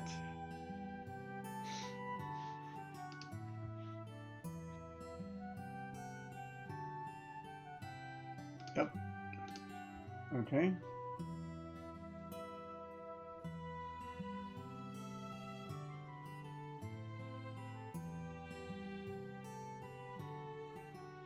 Okay.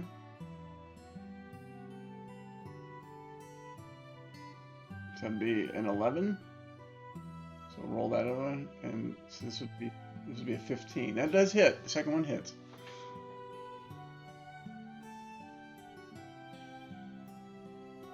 Okay.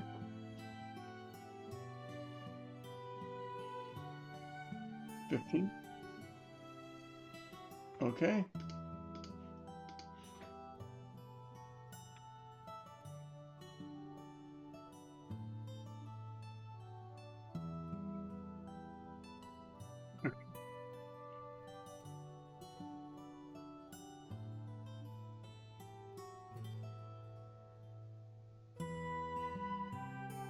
Okay. Kigra, it's your turn. What would you like to do?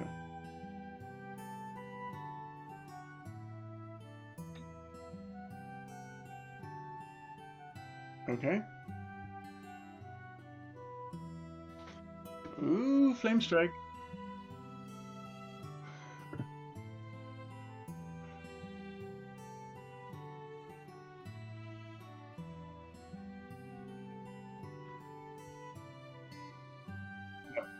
Okay, so roll the flame strike.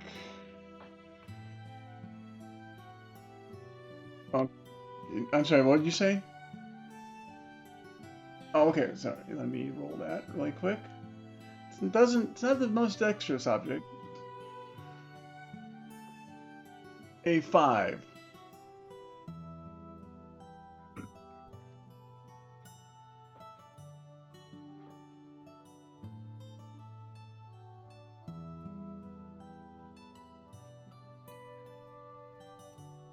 So 29 damage total.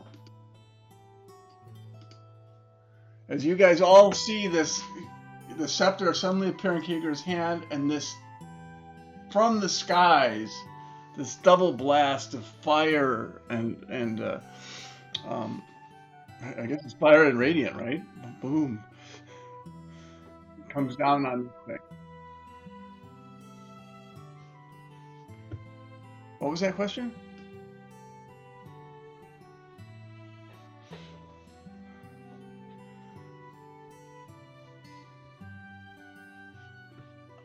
Anything else you want to do, Kiger? Anything else you want to do, Kiger, on your turn? You've still got movement. You could, yeah, you did an attack, so you can't do a disengage, but.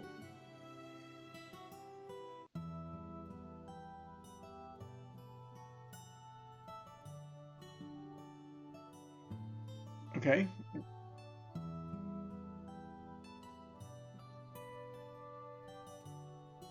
Second wind is the one that gives you another attack. Oh, heals. Sorry, heals. Yes.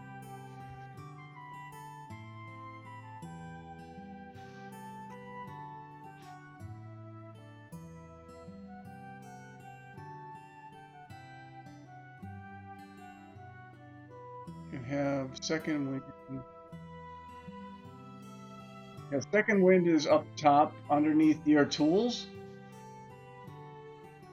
Yeah, you used it.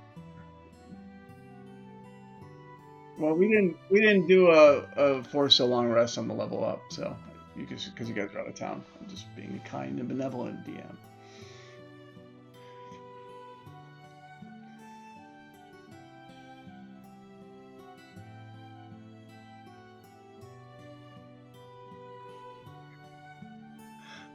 You can move if you want to risk uh, um, an attack, an opportunity attack, but you can move. You haven't used your movement yet.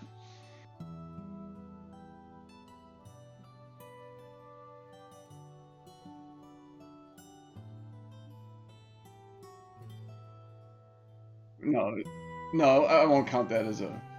It's when you move more than 5 feet away, then it would be one. So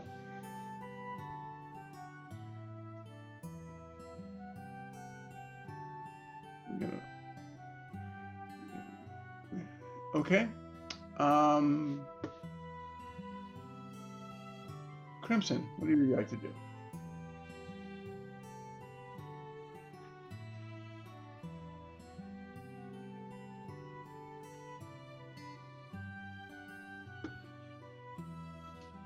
Okay.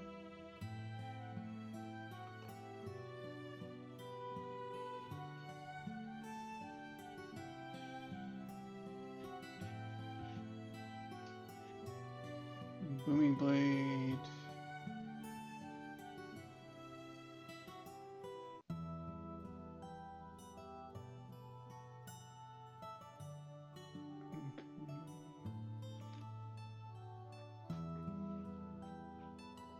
Okay. 26.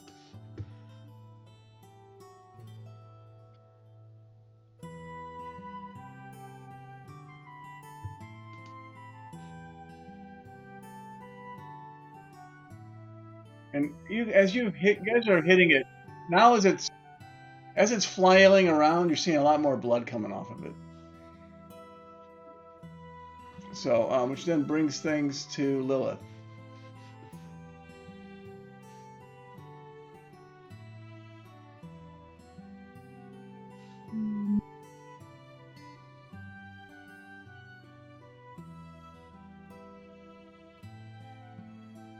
Okay.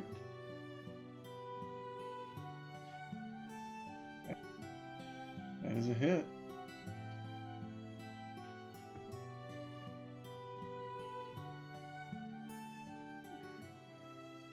And then just hit the roll critical. Yep. So Lilith, how do you want this to look?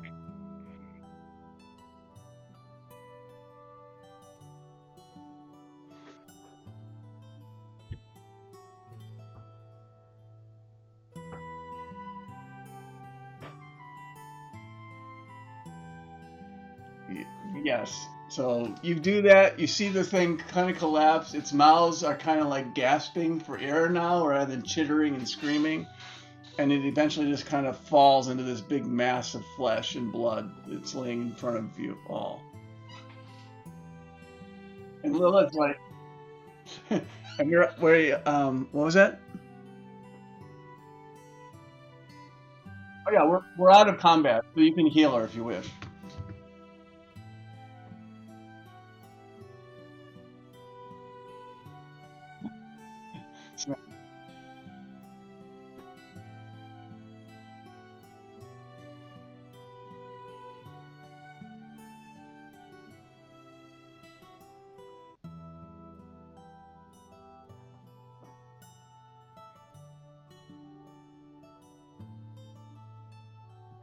Lilith's like, this is the thing you guys are complaining about? I took it out in one hit.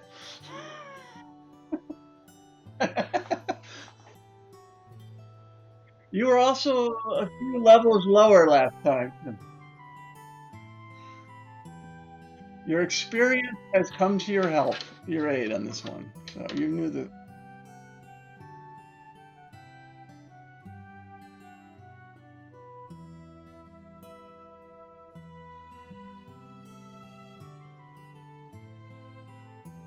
Okay.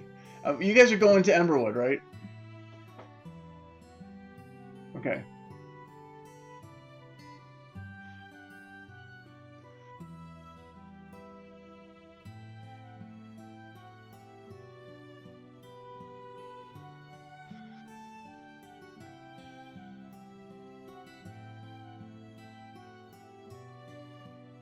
So say Ardeno was the one you were thinking of, Kigra, where you met Ophelia. Um, so yeah, so on your way, you encounter the Protean operation again, but now you've kind of gone through that, and you're back in Emberwood now. And You guys look like you've been through well, at least Keeger's definitely looked like she's been through a bit of a battle. But there's bits and pieces of goop in all of you, on all of you as you, well, I guess primarily on Oaken and Lilith and Keegra. Um, yeah. So, and you're back in town. What do you guys like to do when you get here? Do you want to go to Ophelia, or do you want to go clean up? Do you want to do a long rest? What would you like to do?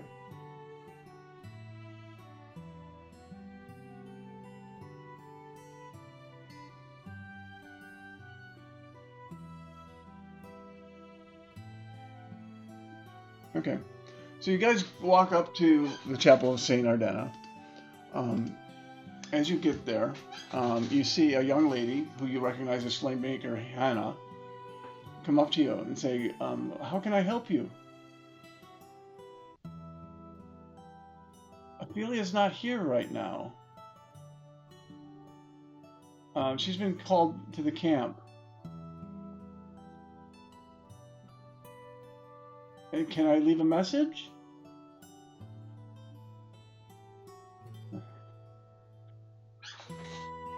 Oh yes, Camp Dawn.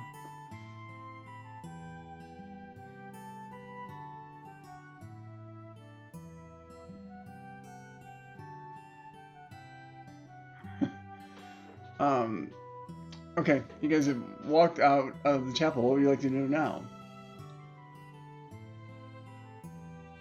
You want to go to the Caravan Court? I think they prestidigitation you of it, so.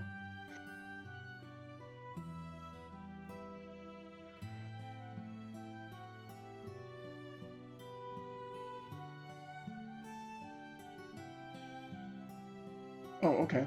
The ones you got in the crypt?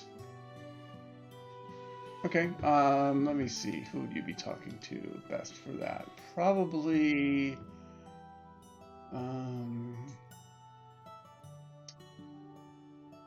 probably Fairweather. Fairweather Trades and Exports.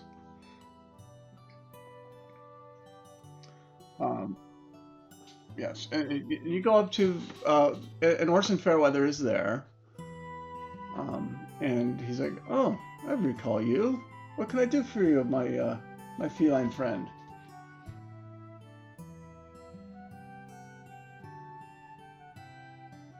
Um, how many do you have total? Three. And he puts him. Can I hold it? He asks very politely. Can I hold it? And so he holds one up. He holds it up to the light. He puts a little eye thing on. He looks at it. Some more. He goes, "These are good gems.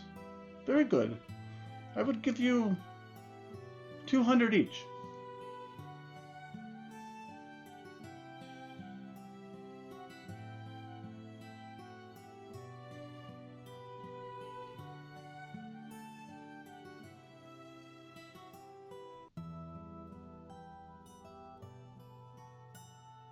He looks at you and he's like,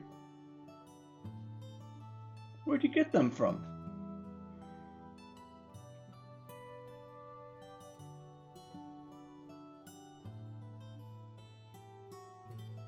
"Piles of what?"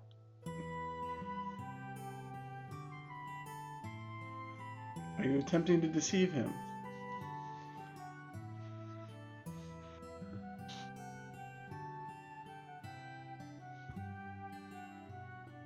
Okay, give me a deception check, please.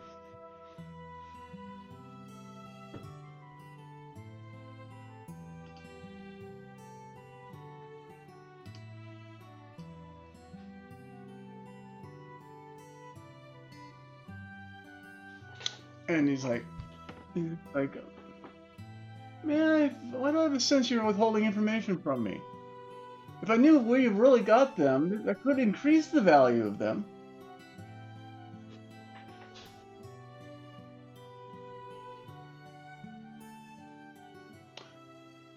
And then he leans close to you. He's like, "Did you take them from the dead?"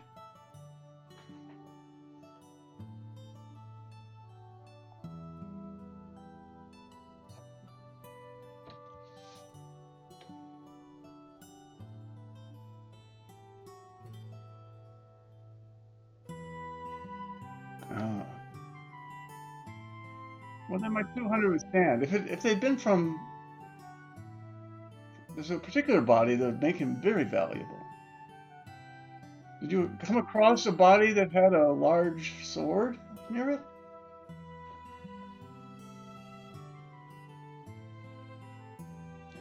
Okay. Had it come from that, I could have. Actually, I'd be able to tell that. Let me look. And he grabs it again, looks. Because, yes, you didn't come from that one. So, yes, 200 is what I will go with. And he leans up close to you again. He goes, "Next time you're going to loot the dead, just talk to me quietly, please. People here are not too fond of grave robbers."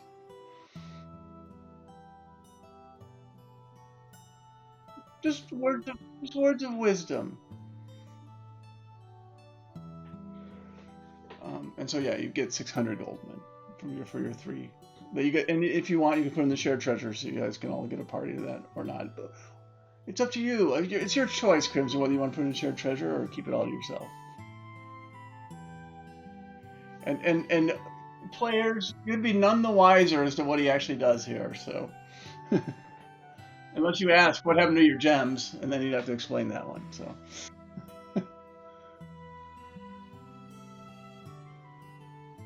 Okay. So he silently sells the gems without anyone observing. Um,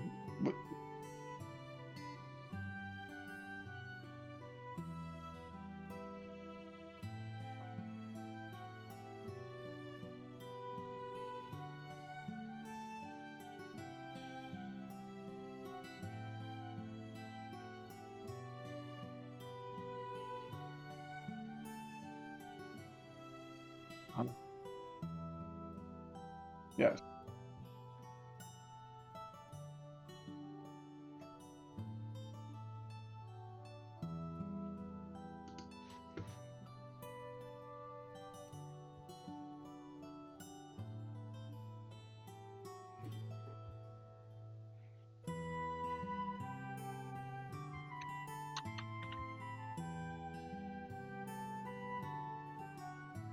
Okay.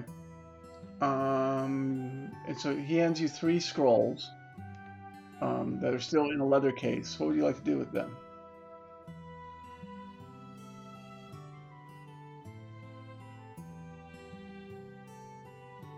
Okay. What would you like to do with the scrolls now that you have them in your possession? Yep. Give me a religion check, please.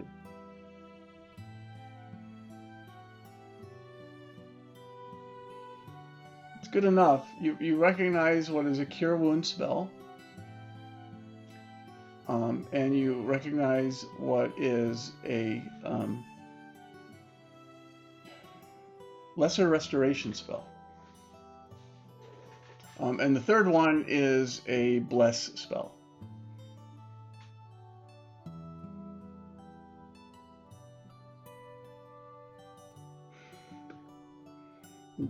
So you can add us three scrolls, and then if you want, you can edit the name to put the name of the spell in there. Yeah, and the skull cases are made out of leather. There's just three of those. Oh, okay. So I gotta write these down so I don't forget them. We got bless, cure wounds, and lesser restoration.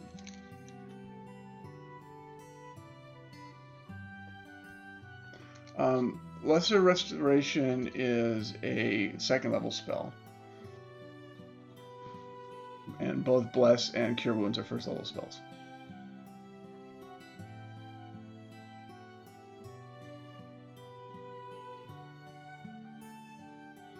And it burns your hands to touch these cleric spells. No, I'm just joking. The fiend in you is like, ew, it burns.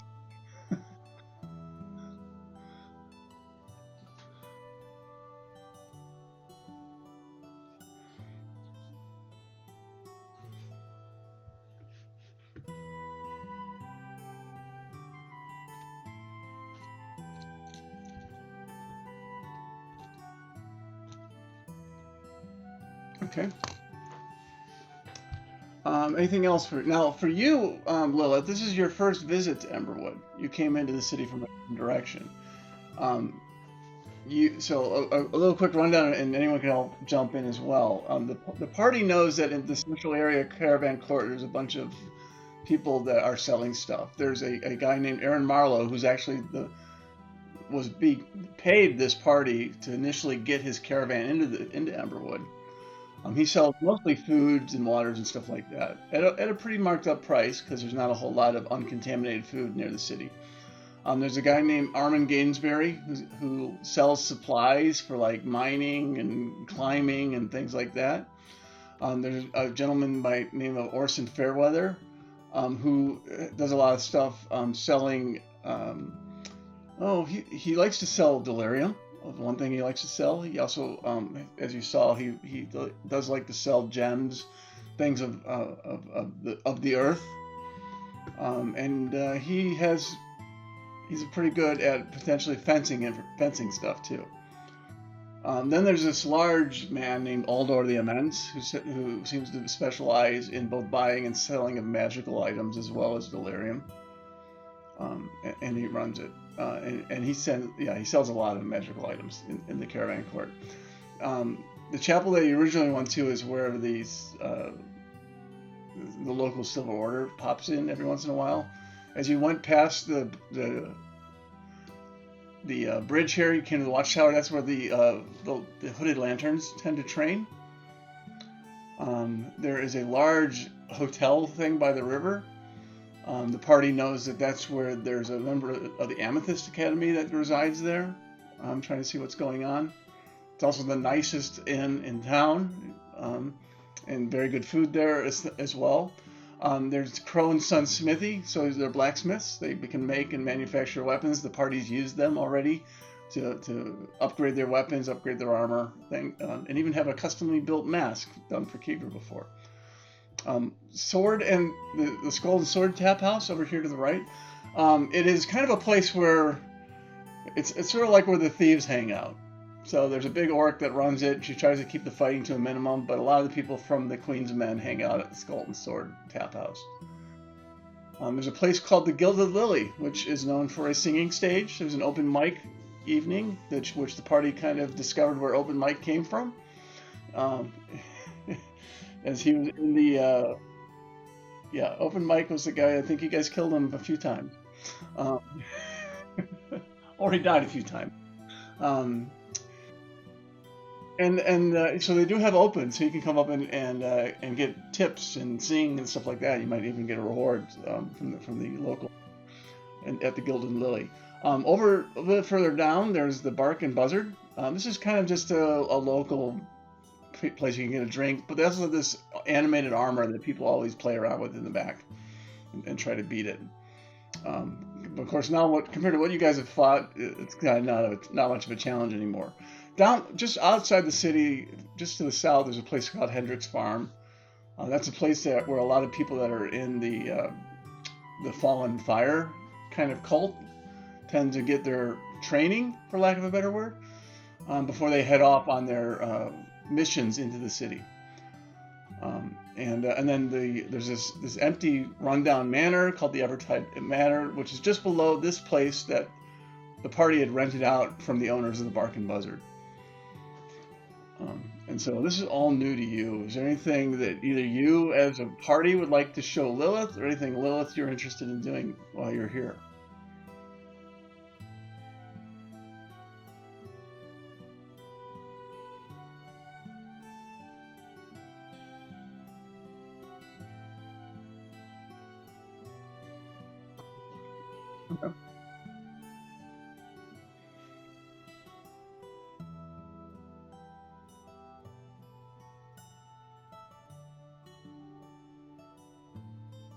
Okay.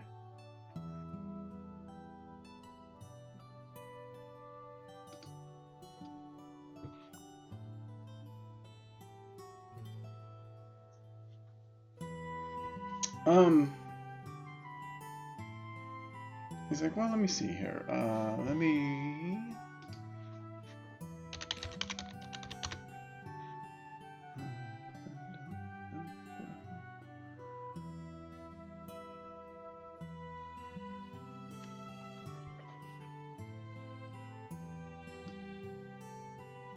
So the little shards, shards, the little chips that you found, the ones you put in the glass, right?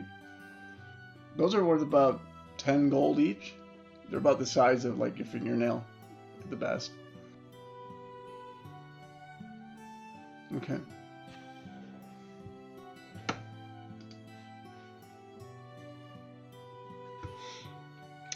Okay, so you guys want to go back to your place to long rest it?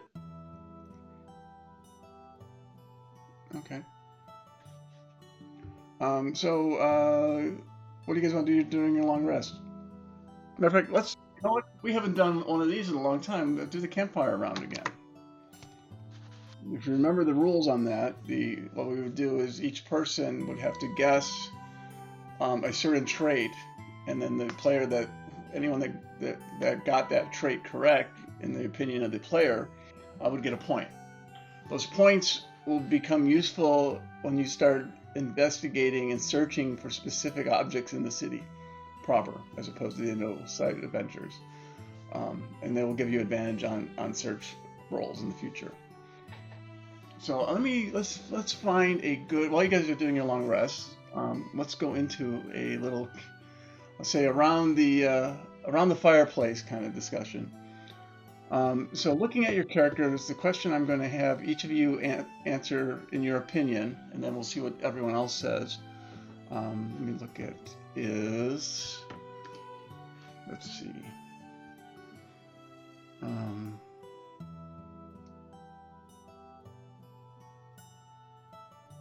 Okay. Who? Let's see. How would I put this?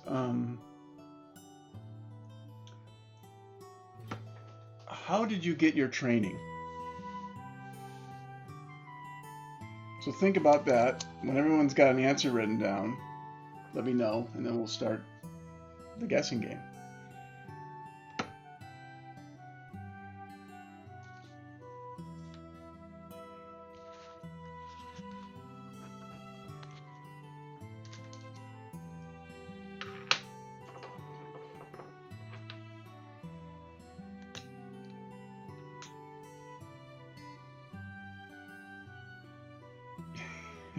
But you've got something, right, to share? Okay. Let me know when everyone's got something. Just wing it. This is where the party helped you fill out your character by asking you the questions that you haven't answered yet. So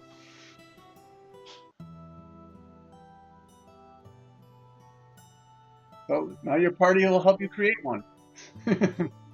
Matter of fact, you might hear one in the course of this and say, you know what, I like that one better. Even though you might have thought of something else, and you go with that one.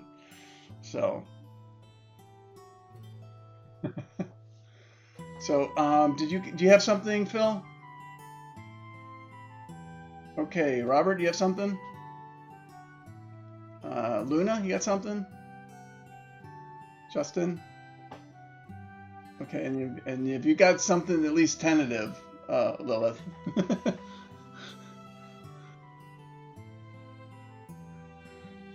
Yeah, you can start guessing the other people. Well, it's a conversation that's going to help build out your character. So the players are going to guess that you got your training from your brother, and then you'll say, and if you haven't fleshed that out, you might say, "Nah, I don't like that one," or you might say, "Yeah, that's perfect." And if you end up agreeing with that one person, then that person will get a point. Nobody else will, unless they all said the same thing. And then you have a little bit more fleshing out of your own character done with the help of the other players, and vice versa.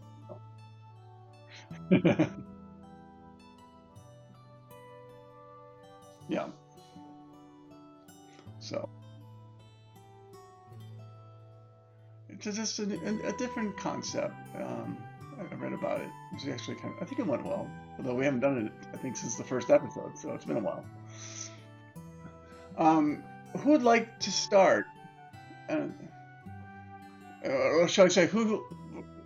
Okay, so we're gonna have everyone answer the question for how did Keegra get her training.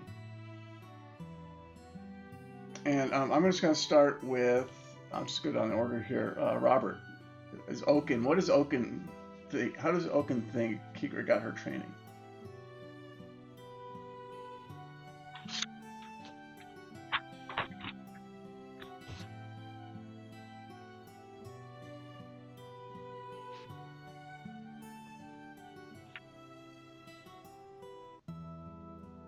Okay. Crimson, what do you think that Keegra has learned her training?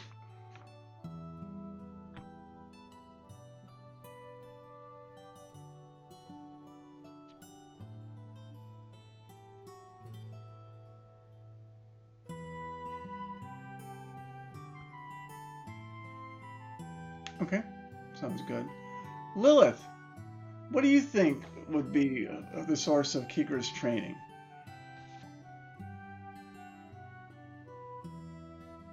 Well, you can look at the character sheet. You can look at everyone's character sheet, so you can do a kind of a guess from that too if you wish.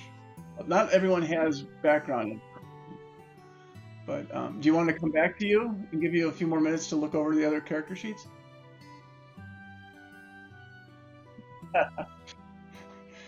I will let you have a pass. We're going to do Torres next, and then we'll come back to you. So if you want, briefly look over the character sheets. There may not be a lot of background information on there. There may be more than some on others.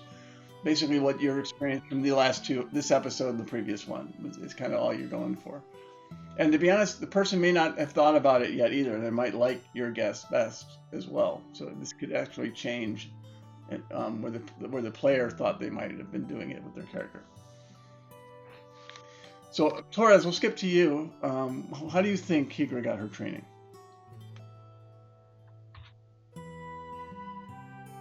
Yeah.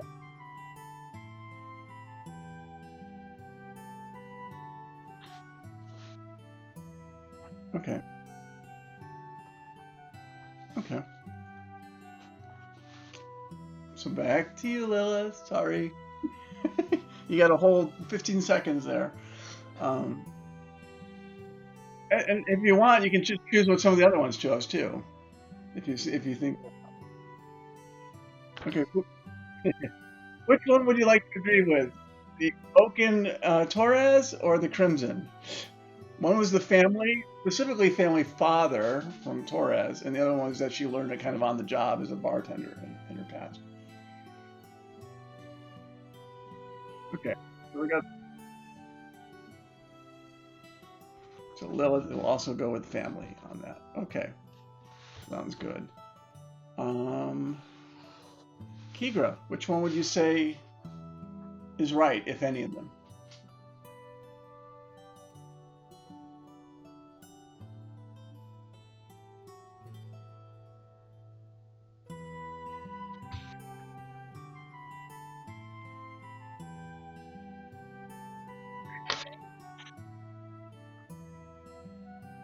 Okay, so Crimson, you're going to get a campfire point for this. Let us move now to Oaken. So, Keegra, what do you think? Where do you think Oaken got his training?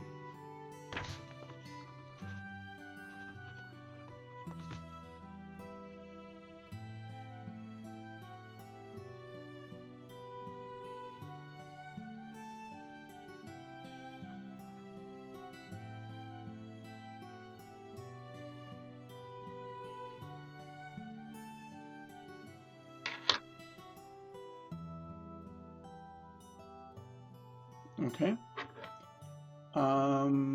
Crimson, how do you think Oaken got his training?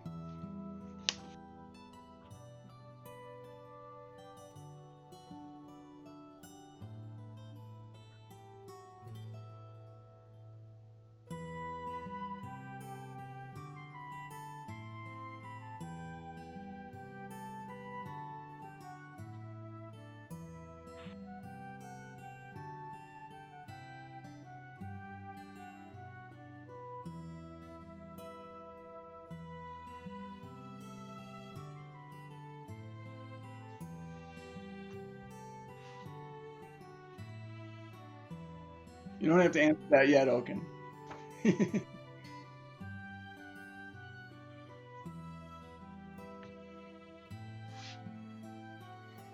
Okay.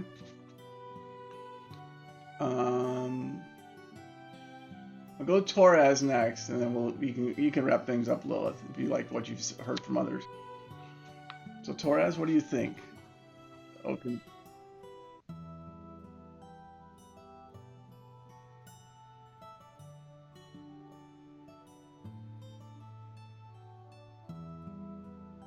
Okay. And Lilith, which one of those, or do you have a new one that you'd like to add to the mix?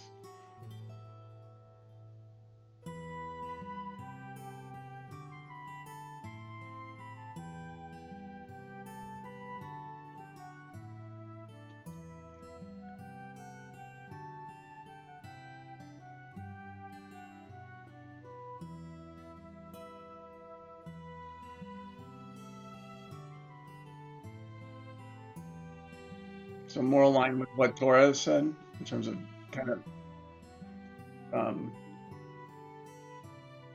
yeah, it's just kind of impromptu kind of training. Okay. Of those four answers, Oaken, which one would you select, or is it a different one entirely? Which one do you say is close?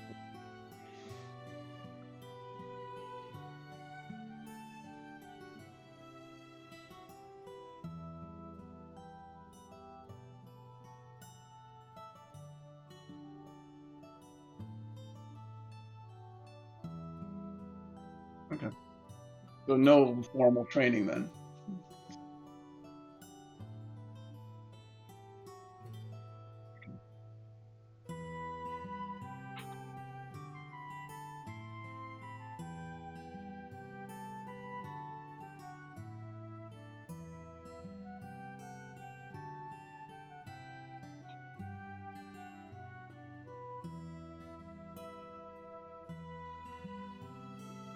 Okay.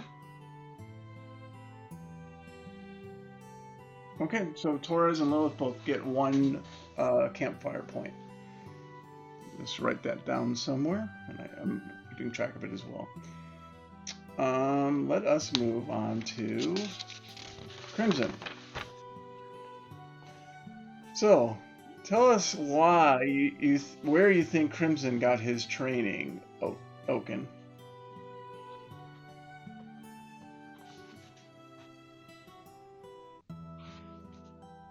Okay. Keegra, where do you think Crimson got his training?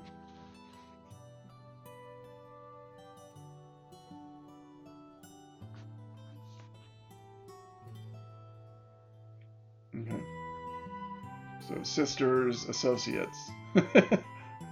How would you summarize that? If not sister, how would you summarize that? Just the same people that trained your sister? So sisters trainers. Okay.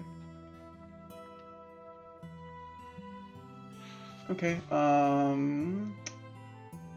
Torres, what do you think?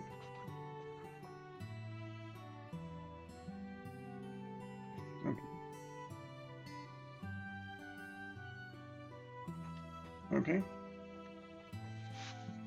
And Lilith, which of these or what new one would you like to suggest for Crimson?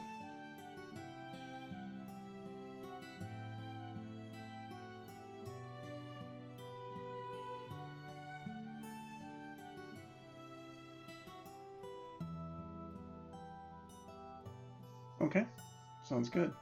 So of these answers, Crimson, which one would you pick, or do you have a different one entirely?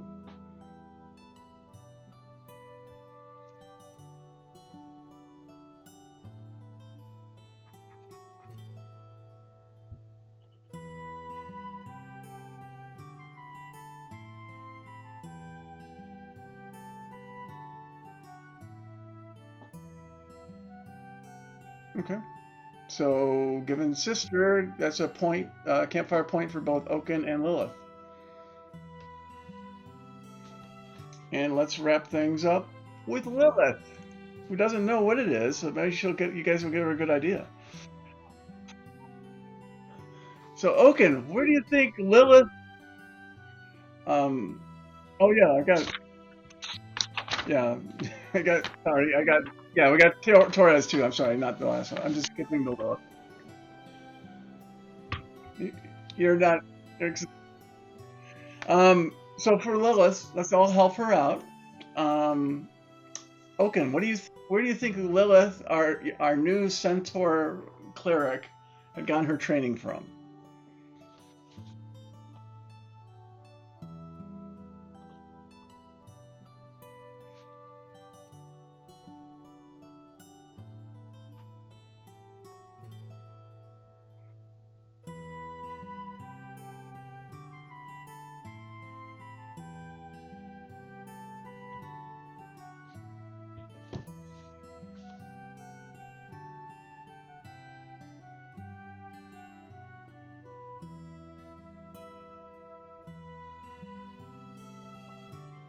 Silver Order took her in. Okay. Okay. Kigra, what do you think?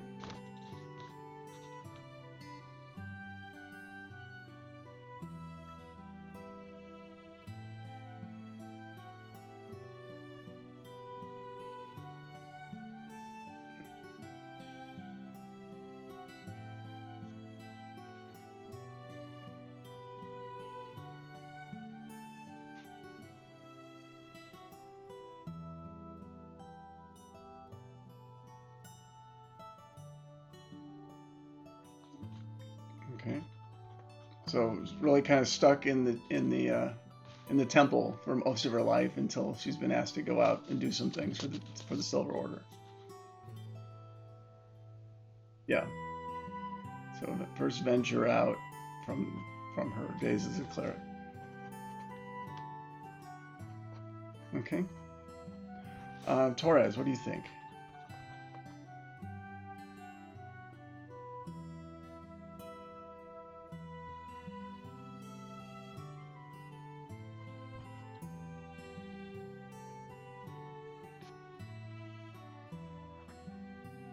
Icky.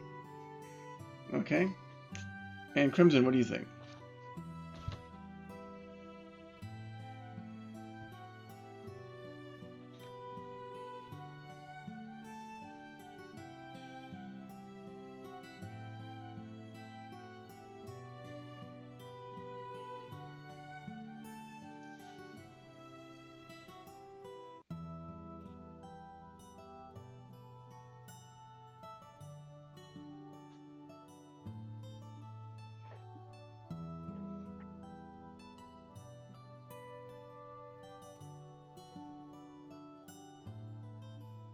Okay.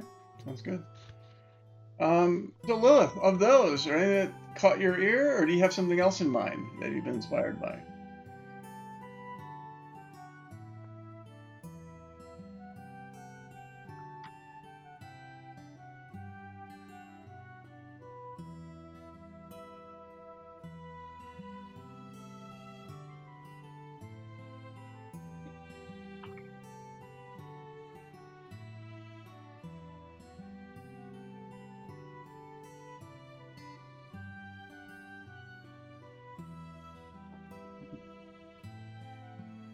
So that sounds like more so the last three, less they taken in by Silver Order. So which would give a point to Kigla, Torres, and Crimson, and then you can write that down in your background.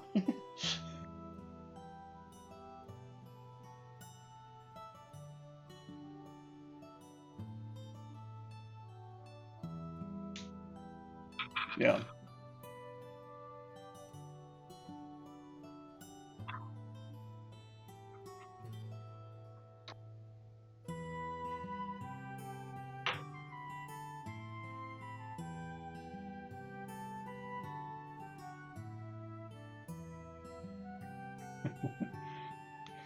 Uh,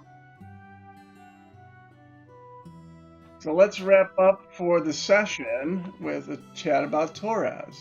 So Oaken, how do you think? What do you think inspired a member that is actively recruited as a child to be a member of the Amethyst League, and where he decided to get his training from? And what I mean that is everyone basically there's a known that he got training from the Amethyst League. where did he augment that training to being the person that you see today?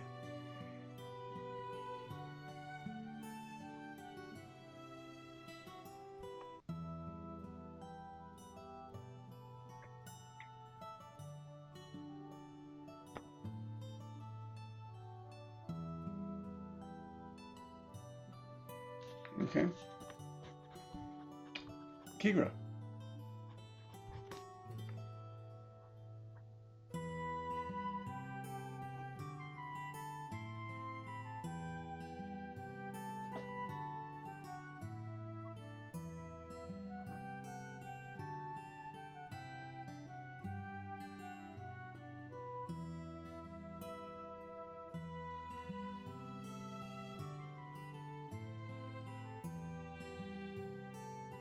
Okay, sounds good. Lilith, what do you think?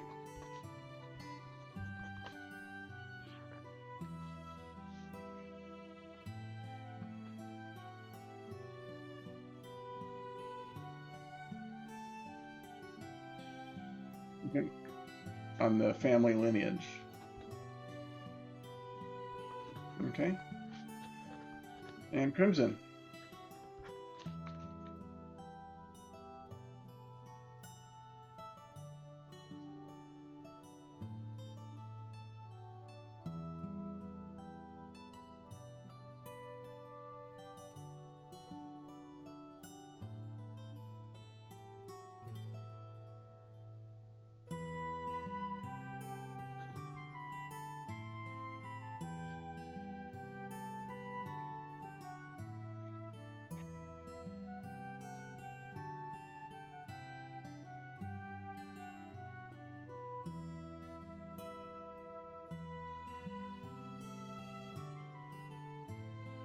Okay.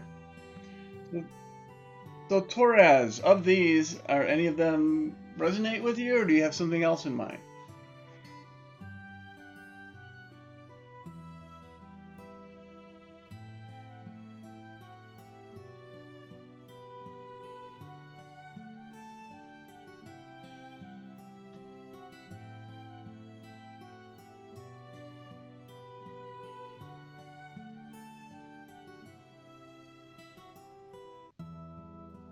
So would you say it's more the family lineage or patron then? Okay. So Crimson and Kigra both had patron.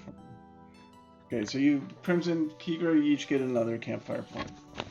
And that's how we're going to wrap up the session tonight with a little bit of background development on the characters.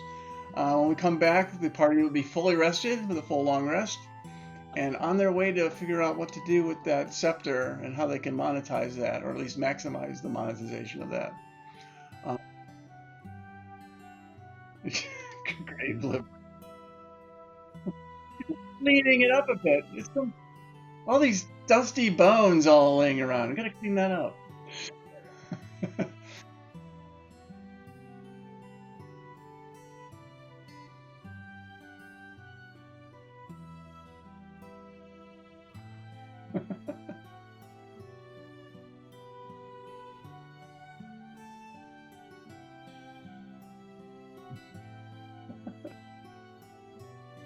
Okay, well, for our audience, again, I'm DM Rick. This is the Shattered Balance, or episode 16, I think, already. We'll be here next week. We might have to go a little shorter next week. I've got a personal thing that I got a hard stop at 7, so I might need to end like at 6. So it might only be a 2-hour session if that's still okay with everyone. And we'll do something. It'll basically be one, random encounter because you guys are bound to roll 1. So.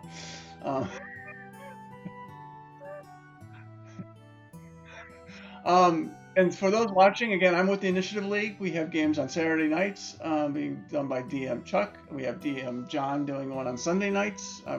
So Chuck's is called The Contract. DM John does one on Sunday nights called The Plague, and I do the Shattered Balance on Tuesday nights. So thank you for showing up, and please check us out on Twitch. Please check us out on YouTube, where we post the videos every week as well. Until then, I'll see you all again next week. Have a good one, everyone.